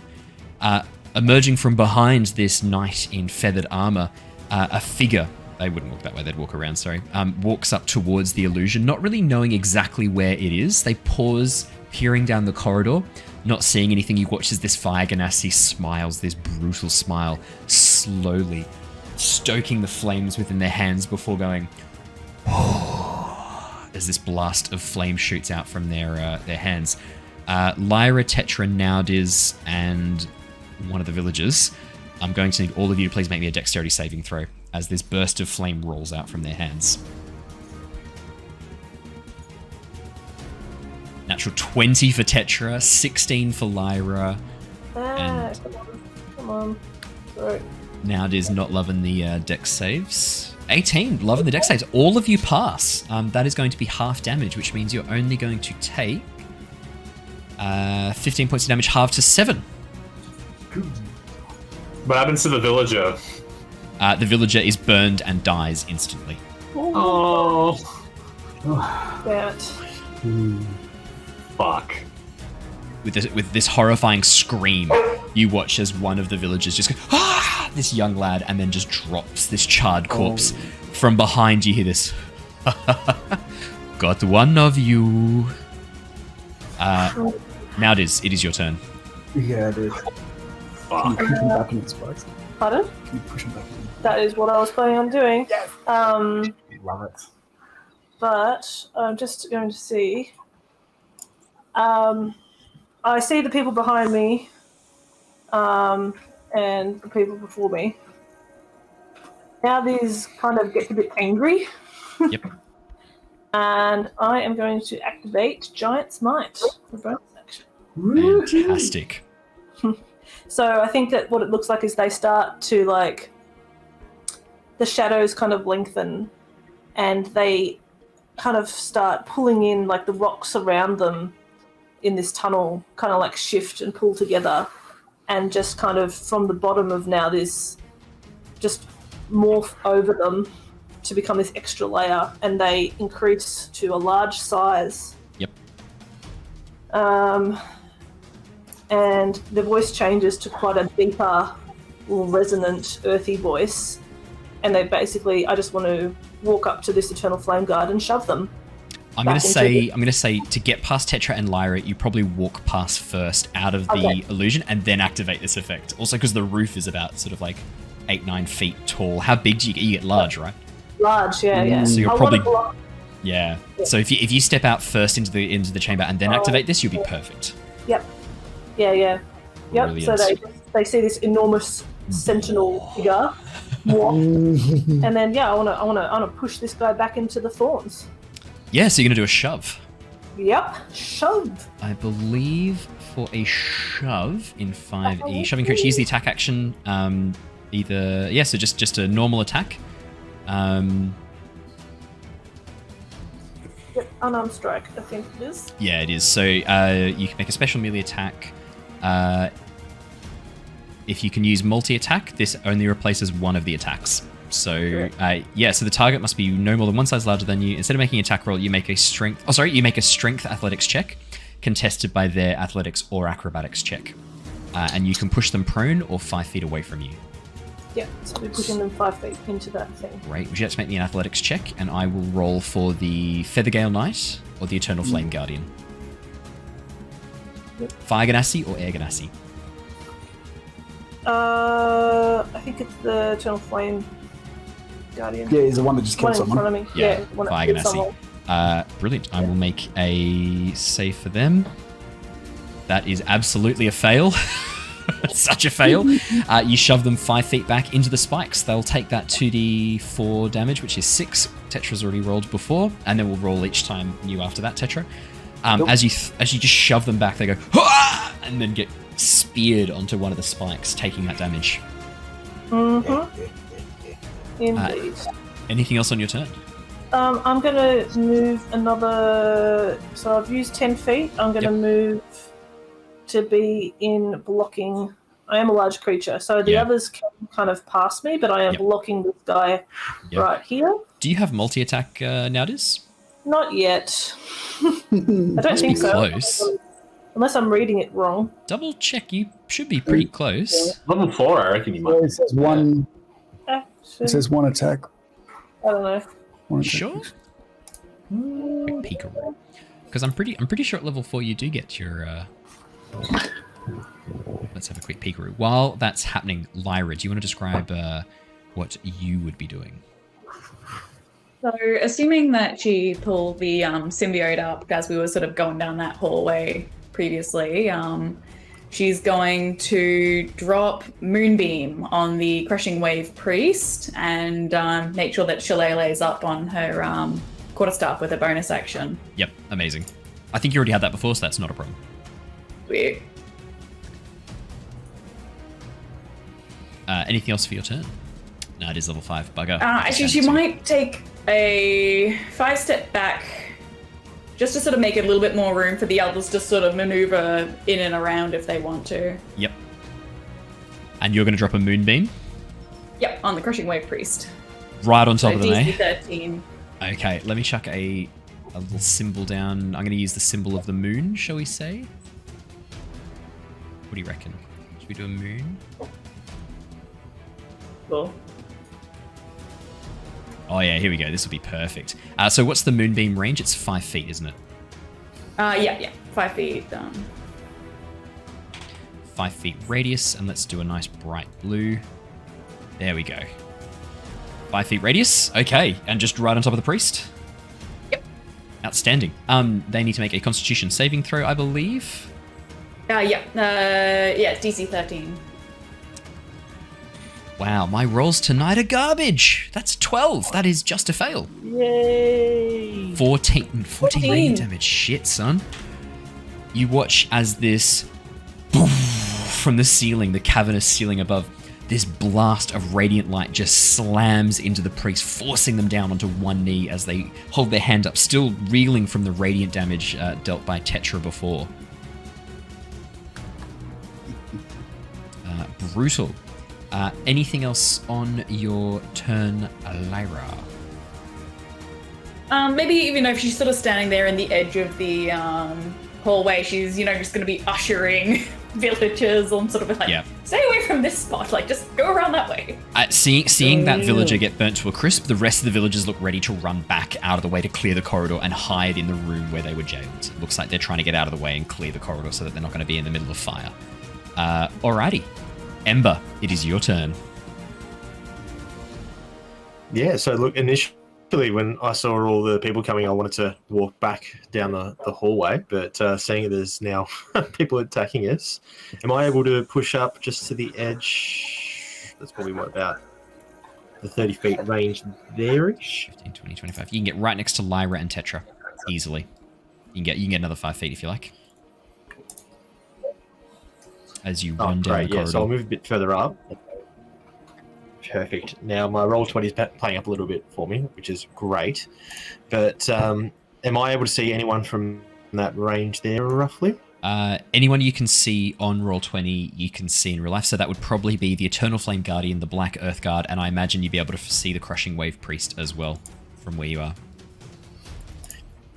Perfect. It's just my roll 20 has frozen up on me, which is fantastic. Yeah, so I'd say you can see the Fire Genasi, the Earth Genasi, and the Water Genasi. You probably even could just make out next to Nauthiz the Air Genasi. It looks like the Fire Genasi, the Fire Genasi and the Water Genasi have taken some damage. The Earth Genasi has not. Awesome. All right. Well, I might go for the Fire Genasi is the one that's closest to us, isn't it? So yes. I might go and pull the flame out of the middle of my chest from my symbol. Yep. And throw that at him, and summon Flicker. So now him and anyone else within the 10 feet of him. Yep. I actually have a token for Flicker. Let me throw Flicker in. Just realized I fantastic.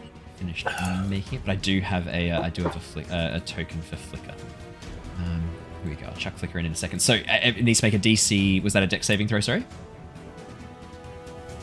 Yes. Yeah. Dexterity saving throw. That is going to be... Jesus Christ, that's going to be a fail. I'm guessing an 8 doesn't pass? No, need 13. That's definitely a fail then. So... Awesome. So that is... 5 fire damage. 5 fire damage. And normally this would be reduced, but because this is with your Elemental Adept, it is not reduced. That is the full damage. Oof.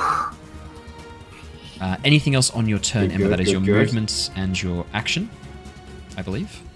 Yep, and my bonus action I think I can use still to control Flicker, so I might launch a Flame Seed at him at the same time as well. Yeah, why not? I believe that is a spell attack, correct? It is. Sorry, everything's going very slow. No, you're good. I believe it is a spell attack. It is a spell attack. Range weapon attack +5. Okay, here we go. So that's 13. 13 to hit the Flame Guardian. That is... Yes. That is just not enough. Just not enough, unfortunately. As the fire shoots forward, the Flame Guardian rolls around on the ground and just misses. And you should be able to see Flicker now on the map. I will give you control of Flicker as well, Sai. Yeah, perfect. Camera, Simon. See. There we go. You should have control of Flicker now. Black Earth Guard. The Black Earth Guard knows that he is potentially going to be in trouble. Walking through this area. He can't do that because he's currently got his Earth Armor on and he doesn't want to lose that. It's 2d6 every time he steps through this, right? For every 5 feet? Every 5 feet, it's 2d6. Can you please roll me 2d6 3 times? Yep. Oh gosh. Oof, that hurts. Ooh. Oh Ouch. boy. 11, That's not 6, bad. 6. Amazing. You watch as he just lowers his visor, pulling the stone down across his eyes, lets out this and then charges past the Flame Guardian, ignoring this tiny little fiery spirit and charging towards Nauthiz, an opponent worthy of his attacks. Nauthiz, he's going to use his Morningstar, summoning this massive stone weapon out of the ground as he runs towards you, and he's going to hit you with it twice, potentially. Let's see. Nauthiz does a 23 and a 19 hit. I'm guessing yes. 23 hits, 19 doesn't. Okay. 23 hits. That's only going to be 1 load of damage. That is going to be 11 points of damage Nauthiz as he just brings this down across your chest, smashing into you. Yes! Bring it on! Alright, that's his full turn as he just roars in your face. Krasus, it's you next. Okay. So 5, 10, 15, 20, 25. Alright, so I take it this is the fire spirit from our friend Ember? Little flicker. That's all. Cool. I'm going to cast Maximilian's Earthen Grasp again. Oh, you fucker. Yep, go on. Who are you casting on? I'm targeting the Crushing Wave Priest. The one who's already underneath the moonbeam. Yeah, perfect. Yeah. Even better. I figured that was the plan. I didn't even think of that, but then, Oh, yeah, okay. If I no, because cool. That'd be really good if I can keep him there. He can just keep taking that moon. I thought that was the damage. plan. I figured that was your goal, was to keep him trapped in the moonbeam. All right, I need to make. Yeah, that was your plan. That was your plan. That's That was. genius. That was Genius. Now The I need to make wizard, a the wizard play. The wizard never- I need to make a dexterity saving throw for the Crushing Wave Priest to avoid No, being you need to do a strength saving throw. strength saving Ah, throw. so good. Yes. That's a natural 1 from me. Okay, cool. As like playing sort of in my time sort of stuff, this force just sort of starts shimmering around him, and then suddenly this force just comes down on him, driving him into the dirt as he gets hit by my Maximilian's. Well, I love that, like, he's kind of being knocked to one knee by the moonbeam blasting down from above, and then as he sort of drops to one knee, he goes to stand up again, but his hands are suddenly trapped in the earth, and you watch his fingers begin to emerge and wrap around him, holding him in place, spin him around, and then offer him up to the moonbeam just prone. He's just held in place underneath the moonbeam. You hear this, no, not like this, underneath the moonbeam. Wow. Not like this. Well, Anything else on your turn, Krasus? Yeah, he also takes 11 bludgeoning damage. Oh fuck! As he's slowly crushed by it. Yep, that's gonna hurt. Wow, this guy's taken a fair bit of damage. Goodness me. I mean, it's ironic the name Crushing Wave Priest. I was just gonna say that. I was looking at his name and I'm More like wow. Crushed Wave Priest. Cool. Okay, so he's restrained now. Yep. So he can just stay there. Yeah. So these guys look like they're going back into the room. Yep. Okay, cool. So I was actually going to tell them to get in there, but if they're already doing it, it's cool. What I'll do is I'm not liking where I currently am. It's prime real estate for AoE. So I have 2 uses of this. I'm actually going to get myself, because if I can go there, and that will dodge probably most of the stuff. But I'm gonna try and dodge as much as I can. So I'm actually going to do a... Because I've only got 5 feet left. Yep, I'm going to do a Starlight Step. I'm going to go back to I'm going to do a a follow-up video to this called One Trick DMs Hate, and then it's just Maximilian's Earth and Grasp Moonbeam combo. Well, the thing is, though, Do a quick shoot. like this combo would work all right on like the big strong dudes, but I keep targeting all the spellcasters that have no strength, so Yeah, it's just so much better. it's I'm going amazing. to stay here. I'm going to move back here. I'm going to use Starlight Step to get that extra Next to distance. Balthazar. You just appear next to Balthazar. He nods at you and goes, "How's it doing in there? How are you guys going? Are you winning yet?" Oh, I just crushed someone with. It's my take on Maximilian's Earth and Grasp. I'm going to cancel this illusion in a moment and cast Revivify on that poor person who got burned to death. Just so you know. Ooh. Okay. You are a interesting. good man. You Good man. might want to move at least the remains out of. Oh, I'll do a free action. This person here is look. There's probably a few. Yeah, there's a few people. Can you all please gather your friend's remains? We shall momentarily bring him back. So get him out of the way of combat. They nod, the villagers nod, and then begin like trying to pull the body back out of the way, wincing Yep, a bit as they perfect. grab onto the crispy skin. Yes, I know it's not going to be fun, but this will be for the best. Okay. Look, Cool. it's I'm gonna go back marshmallow. there. Yeah. And I Anything can else still on see your some turn? people as well, just in case I need to do coronal shifts. Yep. Alrighty. Because I can see Tetra, Lyra, Ember, and Harry. Yep. The Crushing Wave Priest is restrained, which means they need to make a strength save if they want to escape Maximilian's Earth and Grasp. Is that correct? Yeah, they need to use an action They need to use an action. if they want to. I'll display it for you quickly. Yeah, Don't yeah, have yeah. to read, but as an action, you can cause. Where is it? To break out, the restrained target can use its action to make a strength check. That's what is pretty nice about this. Yeah, no, they're So not they going have to to- do that. No. Okay. They're not wasting their action on that. Not yet. You watch as the Crushing Wave Priest kind of like looks through, sees only Nauthiz, and then there's still the illusion is up. Goes, fuck it, and throws their hand out. As they do, this sort of spray of water flies through the air and begins coalescing into this knife made of ice that freezes in place and shoots through into the corridor. As it smashes through the corridor, it doesn't... Actually, I will roll, but he's going to have disadvantage to hit Tetra because he can't see Tetra. But it still explodes even if it misses. So let's see. That is going to be... Is this just quickly? Is this a spell attack? Spell attack. That will have disadvantage then. It already has disadvantage because perfect. can't see. Oh, I'm saying because like texture, because it will also have disadvantage on now this though for being restrained.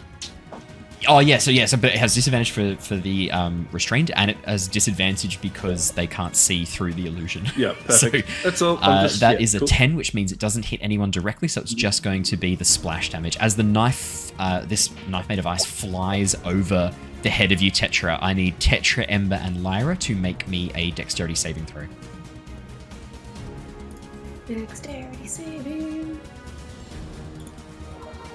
Oh, nice. Oh, That good job, is- Tetra.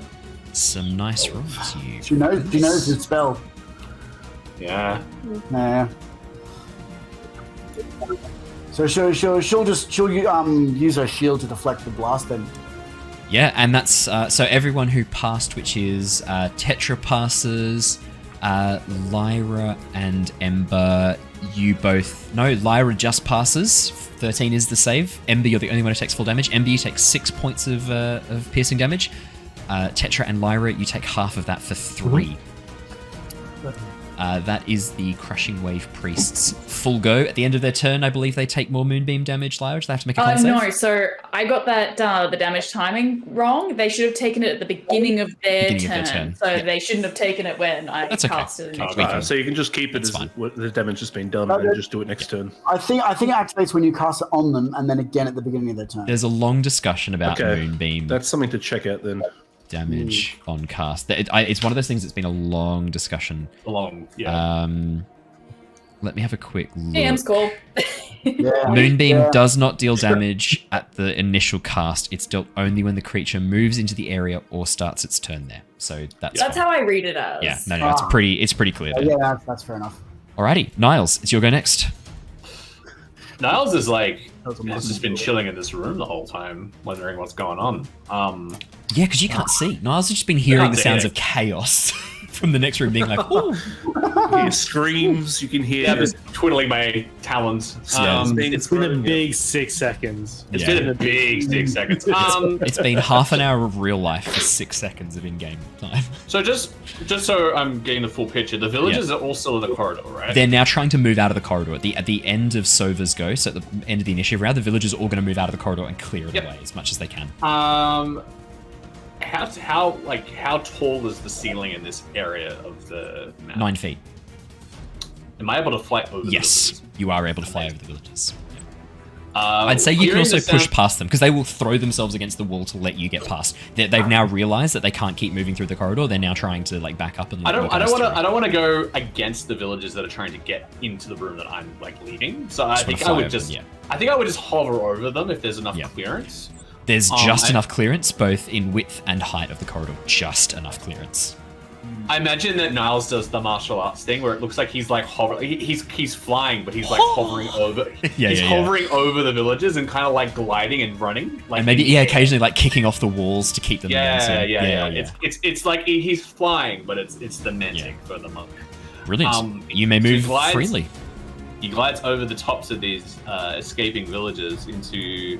Well, he doesn't know where anyone is, so he's just gonna fly into the room. So that's 5, 10, 15, he's gonna get. So 30 feet would get you right next to Ember and Lyra and Tetra. Okay. He's still not close enough, You've got longer than that. You've got 40 feet flight, don't you? I've got 40 feet, yeah. So I can go... 40 feet to get you to the entrance. Easy. Yep. He's still not close enough, though. So he's actually going to use a bonus act... Well, actually, no, he's not. No, he's not. No, he's... He's going to look around, try to take stock of the situation. I'm assuming...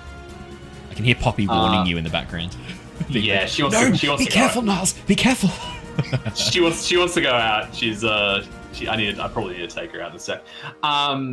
She's asking so politely. Yeah, she's wolfing a lot. Do I see Kavanas? Or the If you can't see them on the map, you can't see them. I actually can. Then you can see Kavanas. Do I want to do anything with Kavanas? At the moment, this figure is turned away, facing. Not even looking in your direction. It seems they're focused on the table in front of them, and as you look through, Niles, you can see there is a person spread-eagled on the table, held in place by restraints, not moving, as Kavanas appears to stand over them. I would probably, assessing the situation as quickly as Niles can, given the time, having seen the village crisped up and being carried into the room, I look at the flame guardian. Yep. Looking pretty hurt. Looking pretty hurt? Yeah. Looking like they're taking a little bit of damage. Like they're taking a little bit of damage? Okay. If you want to see someone who's really hurt, the Black Earth Guard and the Feathergale Knight are both looking pretty hurt, much more than the Flame Guardian. Okay. Well, in that case... That has a pretty high AC. It's higher than 17. It's higher than 17. Cool. Do I even want to do that then? I know I will. I see the Flame Guardian, or the Flame Genasi, and I am going to use my bonus point, my key point, to bring their initiative to mine.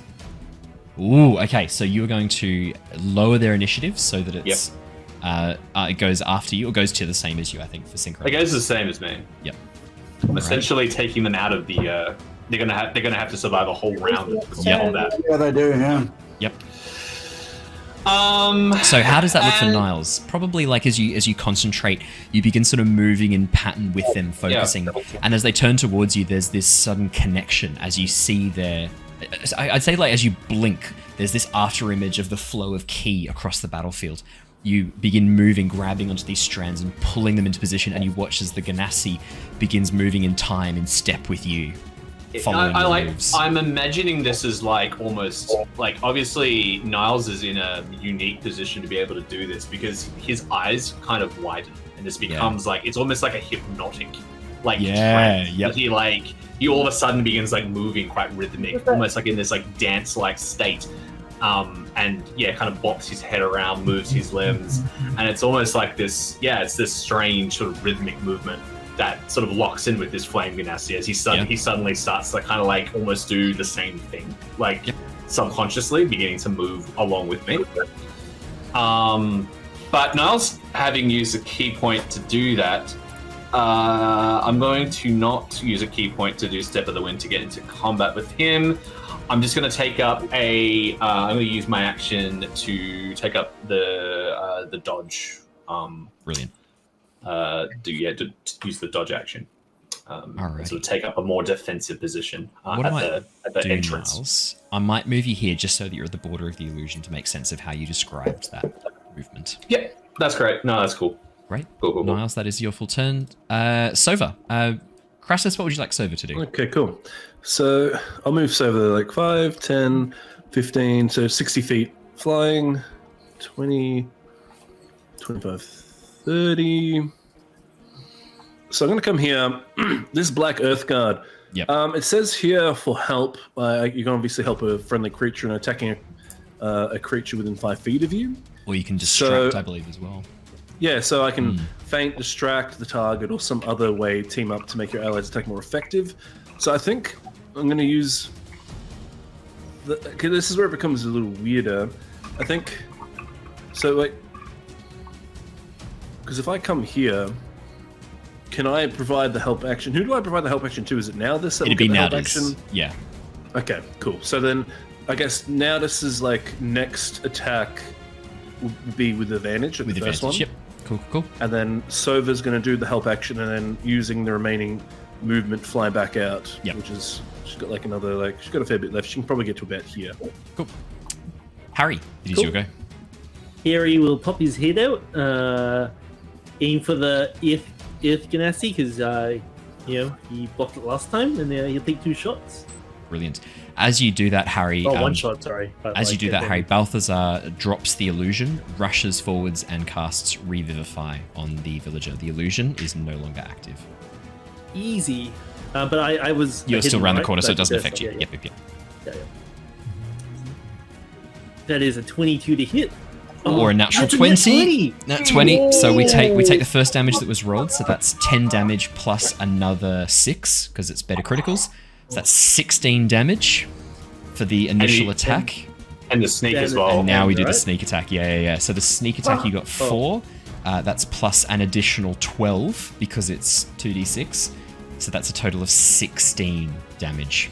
So that's 32 damage in a single strike. And that's against the Black Earth Guard, correct? Yeah, it was. Yeah. Yeah. You watch as Harry, you just drop behind and fire off this bolt from the crossbow. It goes right into the visor. You see this splash of red blood out through the gap as the Black Earth Guard grabs at the visor, screams in agony. And how would you like to do this? Woo! I think you pretty much got it. It's like Fallout 4 style, when you're in the vet system and it hands out, looks at Harry, run, looks at the nasty. Yeah. And that was Vats aiming for the head. So amazing.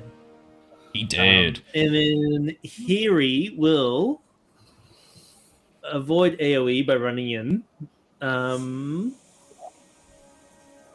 So he'll be a good boy and bonus action hide behind the corner again. Brilliant. Nice. Feel free to make another stealth check. Tetra, it is your go. You watch as the Earth Genasi just this arrow straight through the bolt straight through the visor, just sort of falls back, slowly drops the mace, and then falls backwards onto the spikes, impaled slightly onto the spikes in the earth. Very nice. She's going to appreciate that a lot. Well, she's that was a very good shot. Let's see if I can do something similar. And then she's gonna pull up the light that's been bouncing around her various crystals at the moment, and it's gonna the one that it's probably one that's underneath her robes, like in just under here, that you don't see very often. That one's going to shine under and the glow, top shoulder, and then and she's gonna guiding bolt the Flame Guardian. Yep. And then follow up with a Blast of Radiant. Go for it. Guiding Bolt is a Constitution save? No, it's spell attack. So 19 for hit. 19 will hit. And then here, so it's 4d6 of damage. It's good. That's a really good move. 15 radiant damage. Nice. And then follow up with the with another shot as the light Natural reflect. 1. Natural 1, so then launch the next one. That's all right. You watch as the spell goes wide, almost taking out Flicker, who's currently hovering above the Flame Guardian. All right. That's good. Alrighty. Well then, not terribly much more I can do, but I think I will move for a little forward and bring her up to here, so it's not in area range once again. Alrighty. As you move further in, slip underneath Niles and give him like a high five on his like. Give them a little like pat on the back. As you do that, Tetra, and duck into the room, you hear this sigh, and as the figure turns around and sees this spike growth covering the area and the black earth guard drop dead, the figure, this earth Genasi but made of white marble with these quartz crystals pushing through their skin and rupturing it, looks across and goes, "No, I think not." Clicks their fingers and is going to cast Dispel Magic on the spike growth. Oh no. What level did you cast that at? I cast that at second. It vanishes in place. The figure in white, the exalted one, dressed in these very white robes, slowly begins walking forwards away from the figure on the tabletop. As they do, you see one hand is still holding this thread of silvery golden light, tracing back to the chest of the figure. As Kavanis, the exalted one, gets a little bit closer, the thread begins to stretch, and looking dead in the eyes at you, Tetra and Nauthiz, looking at both of you, Kavanis tugs, and you watch as the thread snaps. The body jerks suddenly and falls limp, and that golden silvery thread begins retracting back into Kavanis' hands, who grabs it with a big smile, eats the light. That was rude. Twists their head, looks towards you, and goes, "Show me what you got." The Feathergale Knight is next. What? Yeah. Feathergale Knight, seeing Nauthiz, is going to just go for a double attack with the longsword. Don't they get pushed down, the initiative? No, that was the Black Earth Guard who was pulled down the initiative. The one, okay. Who just got killed. That was Eternal Flame. It was Eternal Flame Guardian. That's it. Oh, Eternal Flame Guardian, sorry, not the Black Earth Guard. The Flame Guardian was pulled down in the initiative. And I've already done that to reflect it with Niles. The Feathergale Knight, 17 and 17. Neither of those hit you, Nauthiz. Nope. Block. Fucking bullshit. Nauthiz, your turn next. It's my turn. Nauthiz will just like look down at where they've hit with these little bare scratches, smile and go, "My turn." And I will hit with my war pick. Oh no. This is going to be bad. GG's. You deal extra damage because you are giant now as well, I believe, don't you? I do not. I just have advantage. Oh no, I do. Yes. If I hit. But if I don't hit, I'm going to use my inspiration to reroll that. You've got the help action, so you may roll this again. Yes, I do too. Thank you very much. Okay. Kind DM to the rescue. Thank you, kind 18. That is enough to hit. Whoop, whoop. Okay, so that's 1d8 plus 4. And then it'll be a d6 as well, I imagine. The extra size. Yeah, 1d6. Yeah. 7 damage, 5. That's a total of 12. Nauthiz. Nauthiz, how do you want to do this? Yeah. Woo! Yeah. So with this, he had this massive longsword, and it's just like crack on either side of Nauthiz. And they just reach behind them, grab the pick, and just come straight down through the top of the skull. You just watch as the knight in feathered armor is just crushed to the ground in this crunching, this horrific. You hear this, and then nothing. And now these will step over. Yep. And go 5 and walk forward 5 full and just stepping on the knight's corpse as you walk forwards. Yep. Now I think it's appropriate that we make your token a bit bigger. Oh yeah. Yeah. Yeah. What is this? Alrighty. It looks like it's some sort of wooden contraption to hold someone in place, similar to a rack. Oh, interesting. I Yeah. might use it. Anything else on your turn now, Diz? That is all I can do. Lyra. All right, we're gonna go forward 15 feet to come up to the Flame Guardian and slack him with a shillelagh and booming bladed quarterstaff. Oh my god. Okay, goodness me. So Shillelagh's already active, and it's not concentration Shillelagh, so yeah, you can do Booming Blade as well. Which is also not concentration. Go for it. 24 to hit. That'll hit. So it's so the 11 base damage, and then if he willingly moves more than 5 feet, so this is only if he does move, then it's the additional 7 damage.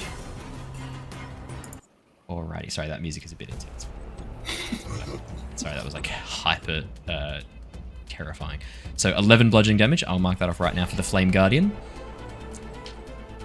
And then The if rest he of their moves, he movement- takes 7 thunder. Yeah. And so she's gonna move backwards and take the reaction if he chooses to do so with the rest of her movement. Yeah, as you go and move away, he is going to take a reaction to attack you. So Lyra, as you move back, the Flame Guardian sort of like shaking off the stupor from staring at Niles' eyes, lashes out with their longsword, attempting to try and strike you. Does a 15 hit you? Is exactly her AC. Oh, fantastic. That is going to be... That's not too excited, DM. I'm happy about it. That's going to be 9 slashing damage. Oh my god, and 5 fire damage. Wow. That's brutal. So Swampy's down. Oh, just watch as he slashes down with the sword, Swampy just bursts into flame. You hear this silent scream as Swampy is just immediately consumed by the fire. Oh, that's brutal. Poor Swampy. I wish I felt better. Always the first to go. Always the first to go. That's his job, though, to be fair. Yeah, that's true. Anything else on your turn, Lyra? It's me. Cool. Ember, it is your turn next. Awesome. All right. So I will move up. What's that? 5, 10, 15. Up to next to the flame guard there. Yeah. If I watch the move. There we are. And I will cast. Let's see. So there's no one else in front of me, really, is there? At this point, just So bodies. will I might move the bodies out of the way so that they're. There you go. Cool. All right. I will cast Burning Hands. Oh, brilliant. I believe I make a dexterity saving throw for Burning Hands. Dexterity saving throw. 12? I'm guessing that fails your DC. Yeah, it does. Lyra does need to make a concentration check for Moonbeam. Thank you, Lyra. I was going to get to that on the Crushing Wave Freeze go.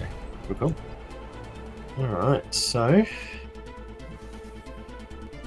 That is 8 fire damage. 8 fire damage. Brilliant. DC for your concentration check is 14.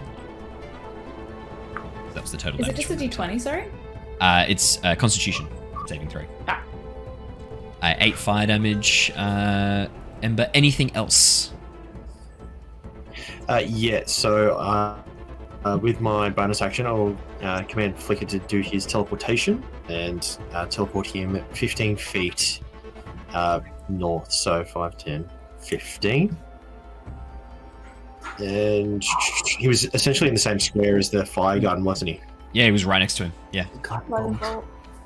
Within 5 feet? Okay, so he'll have to make a dexterity saving throw Is again. it everyone within 5 feet or just creatures you choose?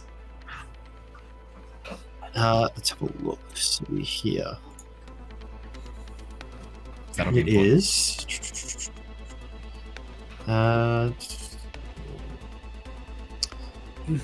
The creature within. Then each creature within 5 feet of the space. Okay, so that's actually going to be... In that case, then, if you wanted to command Flicker to move 1 space and then teleport, that means you and Tetra aren't going to be making this save as well. Perfect. What a Yes, nice I'll do that.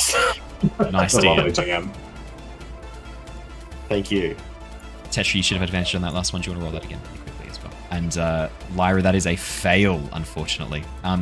For your concentration check, Moonbeam is gone. Do I need to make is it a dex save for the fire from this teleportation ember? It is a dex save. Oh, about bloody time. 17. Yes, that passes. Fantastic. Brilliant. Tetra, did you want to make your second spell attack? 13 still misses, so it doesn't change anything. Brilliant. Krasus is your go. Okay, 5, 10, 15. So the crushing wave priest is still being crushed. Indeed, I they take are. it. They are. They're still held. Yeah. So I think you can use your action to make the damage happen, Okay. again, can't you? Yeah. How's this guy looking up here? Like, how bloodied? Oh, so hurt. The flame guardian is barely up. Okay, I'm gonna. Whose turn is it? Oh, it's his turn next. I'm actually gonna do. So he doesn't get an attack in. I'm going to do magic missile. Okay. Absolutely. So that person will keep restrained. Yep. Until but they I won't do any pass damage. to get out. Yep. So they're still restrained. So I'm going to do a magic missile. I'm not going to take any chances. I don't know what the health is. You said they're really hurt. I'm going to do 2 missiles into the flame guardian, hopefully killing them, and then just 1 to do some chip damage. Yeah. Roll those d4s, baby. All right. So I'll just do 2 d4s. So that's 1 + 1 and 2 + 1. So Yep. I guess it's 5 force damage. Yep. That is going to kill the Eternal Flame Guardian. Perfect. Hey. Awesome, that's good. So as I come around the corner, I sort of have a quick scan, put my hand out, my book magically sort of appears in front of me floating. These 3 like lightning bolts, or not lightning bolts, but like these 3 Eldritch bolts sort of come out, and as they sort of strike through the air, it almost looks like stars. Yep. Like a very astral sort of like feel. 2 bury into this one, passing through it, and then you hear like thuds behind it as they crash into the ground. Yep. As they just pass through and leave holes. And this guy takes let's see how much he gets. He takes just 2 force damage, but that's fine. The main thing here was to kill that one, so that's perfect. Yeah, absolutely. Brilliant. Just trying to think what else I've got. Got a bonus actually I can use. No, I don't need to use it. Cool. I'm gonna just use my remaining movement to get back to about here. Back around the corner. Perfect. The Crushing Wave Priest is going to use Misty Step to teleport out of this hand. They are not liking that. Not a fan of that. Now I just need to double check where they can get to, because they are not liking you at all. Krasus, you have cast too many spells at them. They are not a fan. Let's have a look. 30 feet. 30 feet gets right into the middle of you guys. Perfect. And it's a bonus action too, but it does mean they can't use... No, they're not going to. They're going to teleport 30 feet. It's because it's okay. First level spell That slot. would not have ended well for him. No, and they're also like, well, I can't. If I use this, I can't use my other like high level spells. The Crushing Wave Priest is going to teleport 30 feet down, just down towards the base of the rooms, down originally where the down to the body of their fallen comrades. Actually, as they teleport down, they look back up towards you, Ember and Tetra, just able to see Niles. You see fury in their eyes as this water Genasi begins summoning water in their hands and then blasts it out in a deluge. They are going to do a multi-attack, 1 against Ember, 1 against Tetra. Tetra does a natural 20. Yes! Yes, Tetra, take that. I have been rolling such garbage tonight. I'm just happy to get something that's good. Ember, does a 16 hit you? It does, yeah. Okay, great. 2 hits. Tetra, this is going to be pretty bad because it is natural 20. You are going to take 19 points of bludgeoning damage. Ooh. Ember, you are going to take... Super effective. That's only going to be 10 for you. It's not as good. Nah. Only. Only 10 points of bludgeoning damage. and that is the Crushing Wave Priest's go. I should say, like, I'm absolutely acting it up on that natural 20. I'm not a combative DM where it's like me versus the players. I've been rolling such poor things. I thought it'd be quite funny to come in and be like, take that, Tetra. We got numbers now anyway. There's only 2. We do. And also secretly, Owen did message me before the game and said, "I hate your character." I'm just... I don't remember doing that. This was my alter ego, Newo. My evil doppelganger. Yeah, because fun fact, my name backwards is Newo, not Rub. That is my evil doppelganger. Yeah, Owen Burton backwards is Newo, not Rub. Just enjoy that stunning revelation for a moment. Wow. Niles, it is your go. Niles' head moves on a pivot, and he locks eyes with this Crushing Wave Priest, and his eyes are just unblinking. This absolute focus, and he's like, "Oh, that wasn't very nice," and he just launches at this Crushing Wave Priest. Oh boy! His hands just up like this, and he is just going to lay down the pain. Let's go. He's going to hit. 11 is a miss. That's a miss. That's okay. He's going to use. He's going to use a key point to do a flurry of blows. So he's going to get 2 more attacks with his unarmed strikes. That's a 9. Oh my goodness. That is a 9. 17's going to hit. 17 will hit.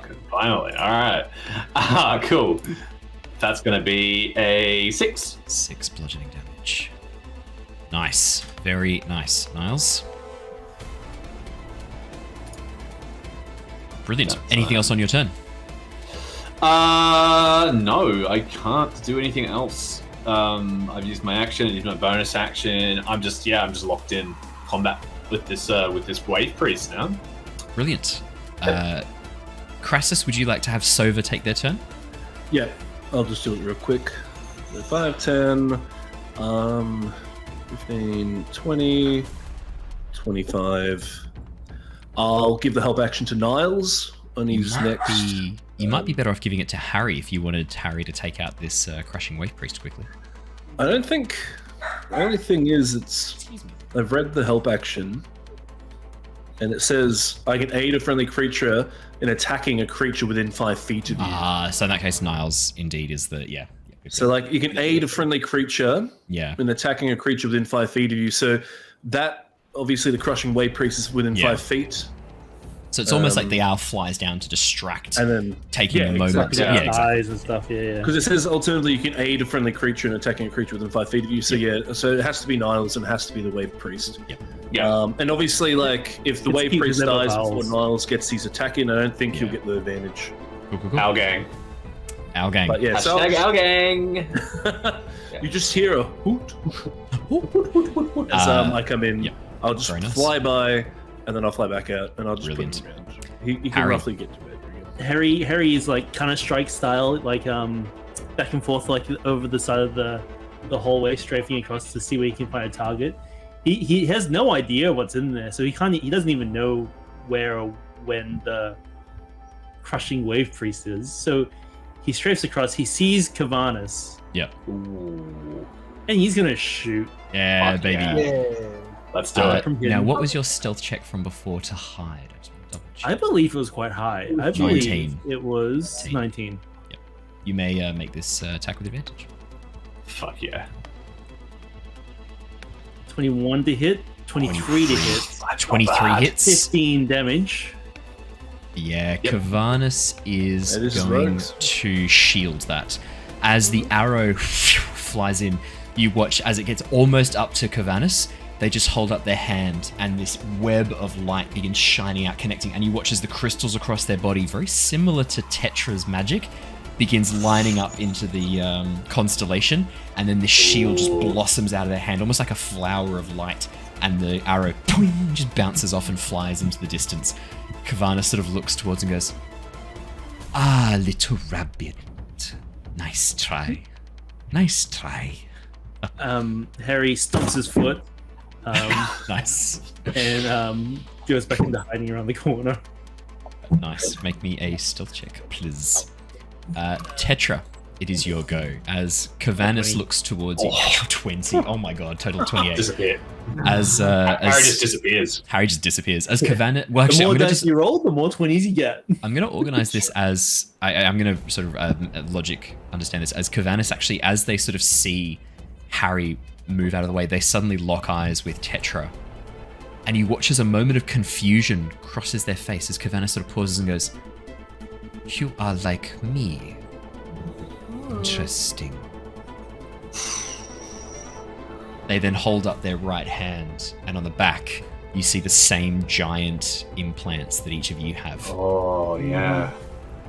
Well, the thing is you captured and tortured people, so not really. Oh! And then she's gonna Love it. she's gonna shoot her. Okay, I'm doing something tricky this time. So she's gonna shoot her starry shot. Yep. And then it says on the thing, no action.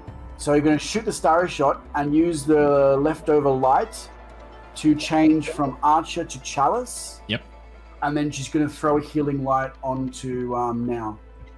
Oh. Amazing. So make your attack, That's cool. and then you get extra healing for Nauthiz. Why Druid? Natural he couldn't- 20. Oh, yes. Let's So go. there's a shield up, but it doesn't matter because natural 20 is still going to hit. It just bypasses the shield.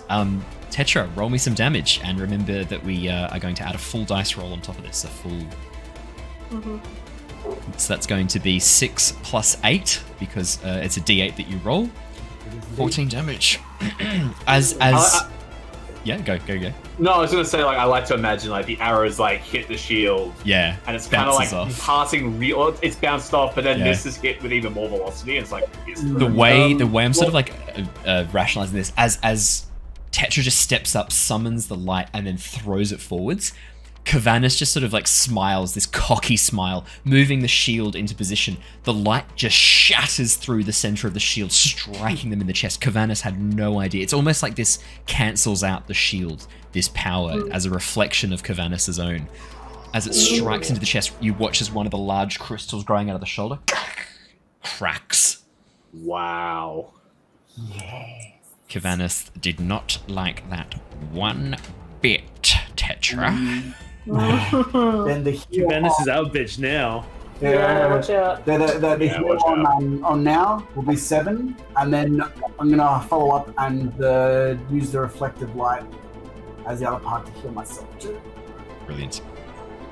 So Nauthiz, you gain 7 hit points I back. hate to be this person. Hello.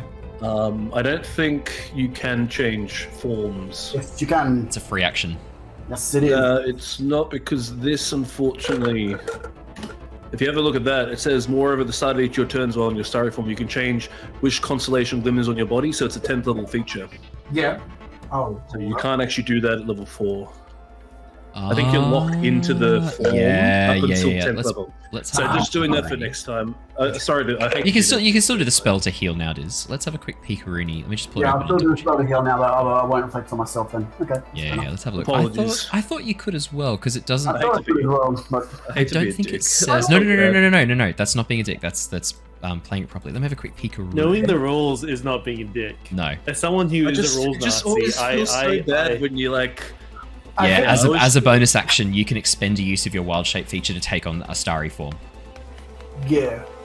Yeah, so it's as a bonus action until you get to 10th level, definitely. And You- yeah, you were you- humble. Oh, Yeah, I see. Okay, I see where you got confused, Michael. It's where I got confused as well. If you look at the cheat sheet area, it has starry form archer, one bonus action, starry form chalice no action, starry form dragon no action. That's the ability. You get a bonus action with the archer. You get one bonus action with the archer, not with the others. You don't get any action. So that's what that means. I got confused by that as well. I saw that cheat sheet and went, oh yeah, that's how it works. No, it's describing the abilities because dragon and chalice don't give you any extra actions or bonus actions, but archer does. All right. Okay. Don't worry, you'll be unlocking some new constellations soon.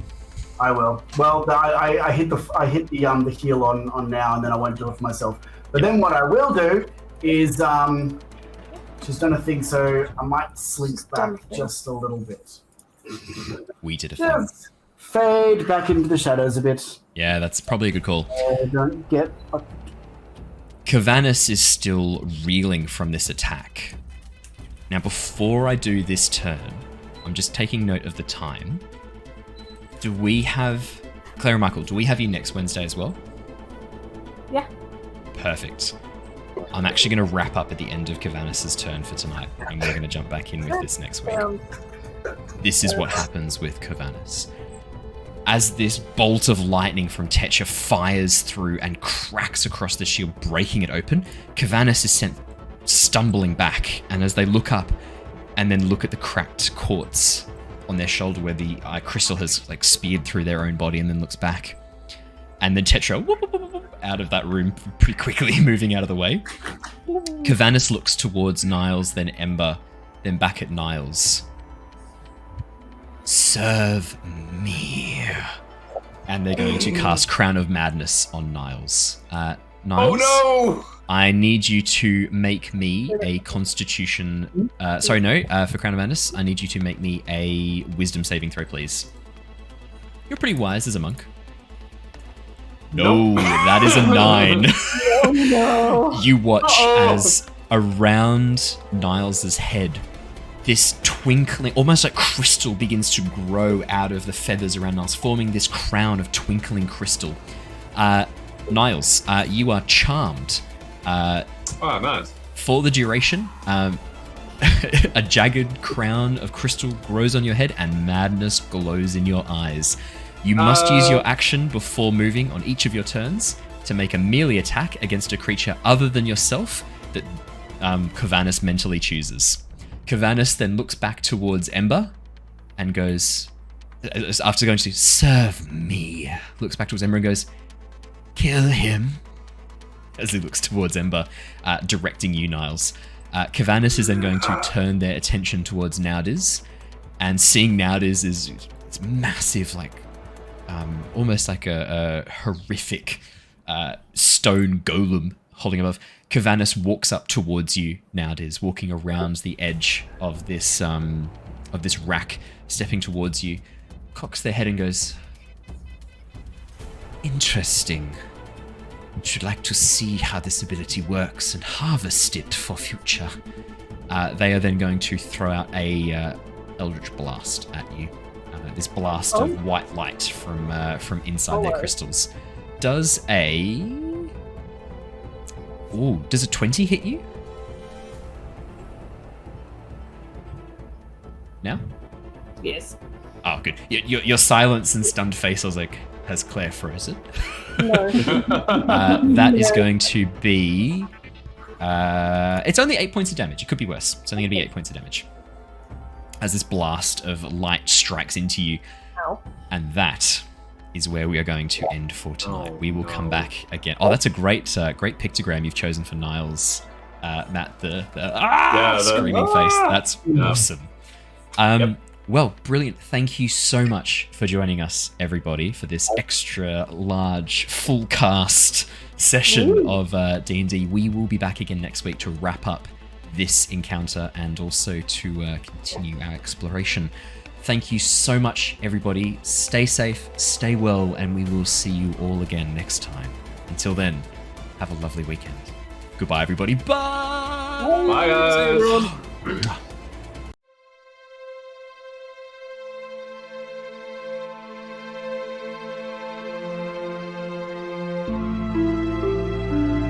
Thank you.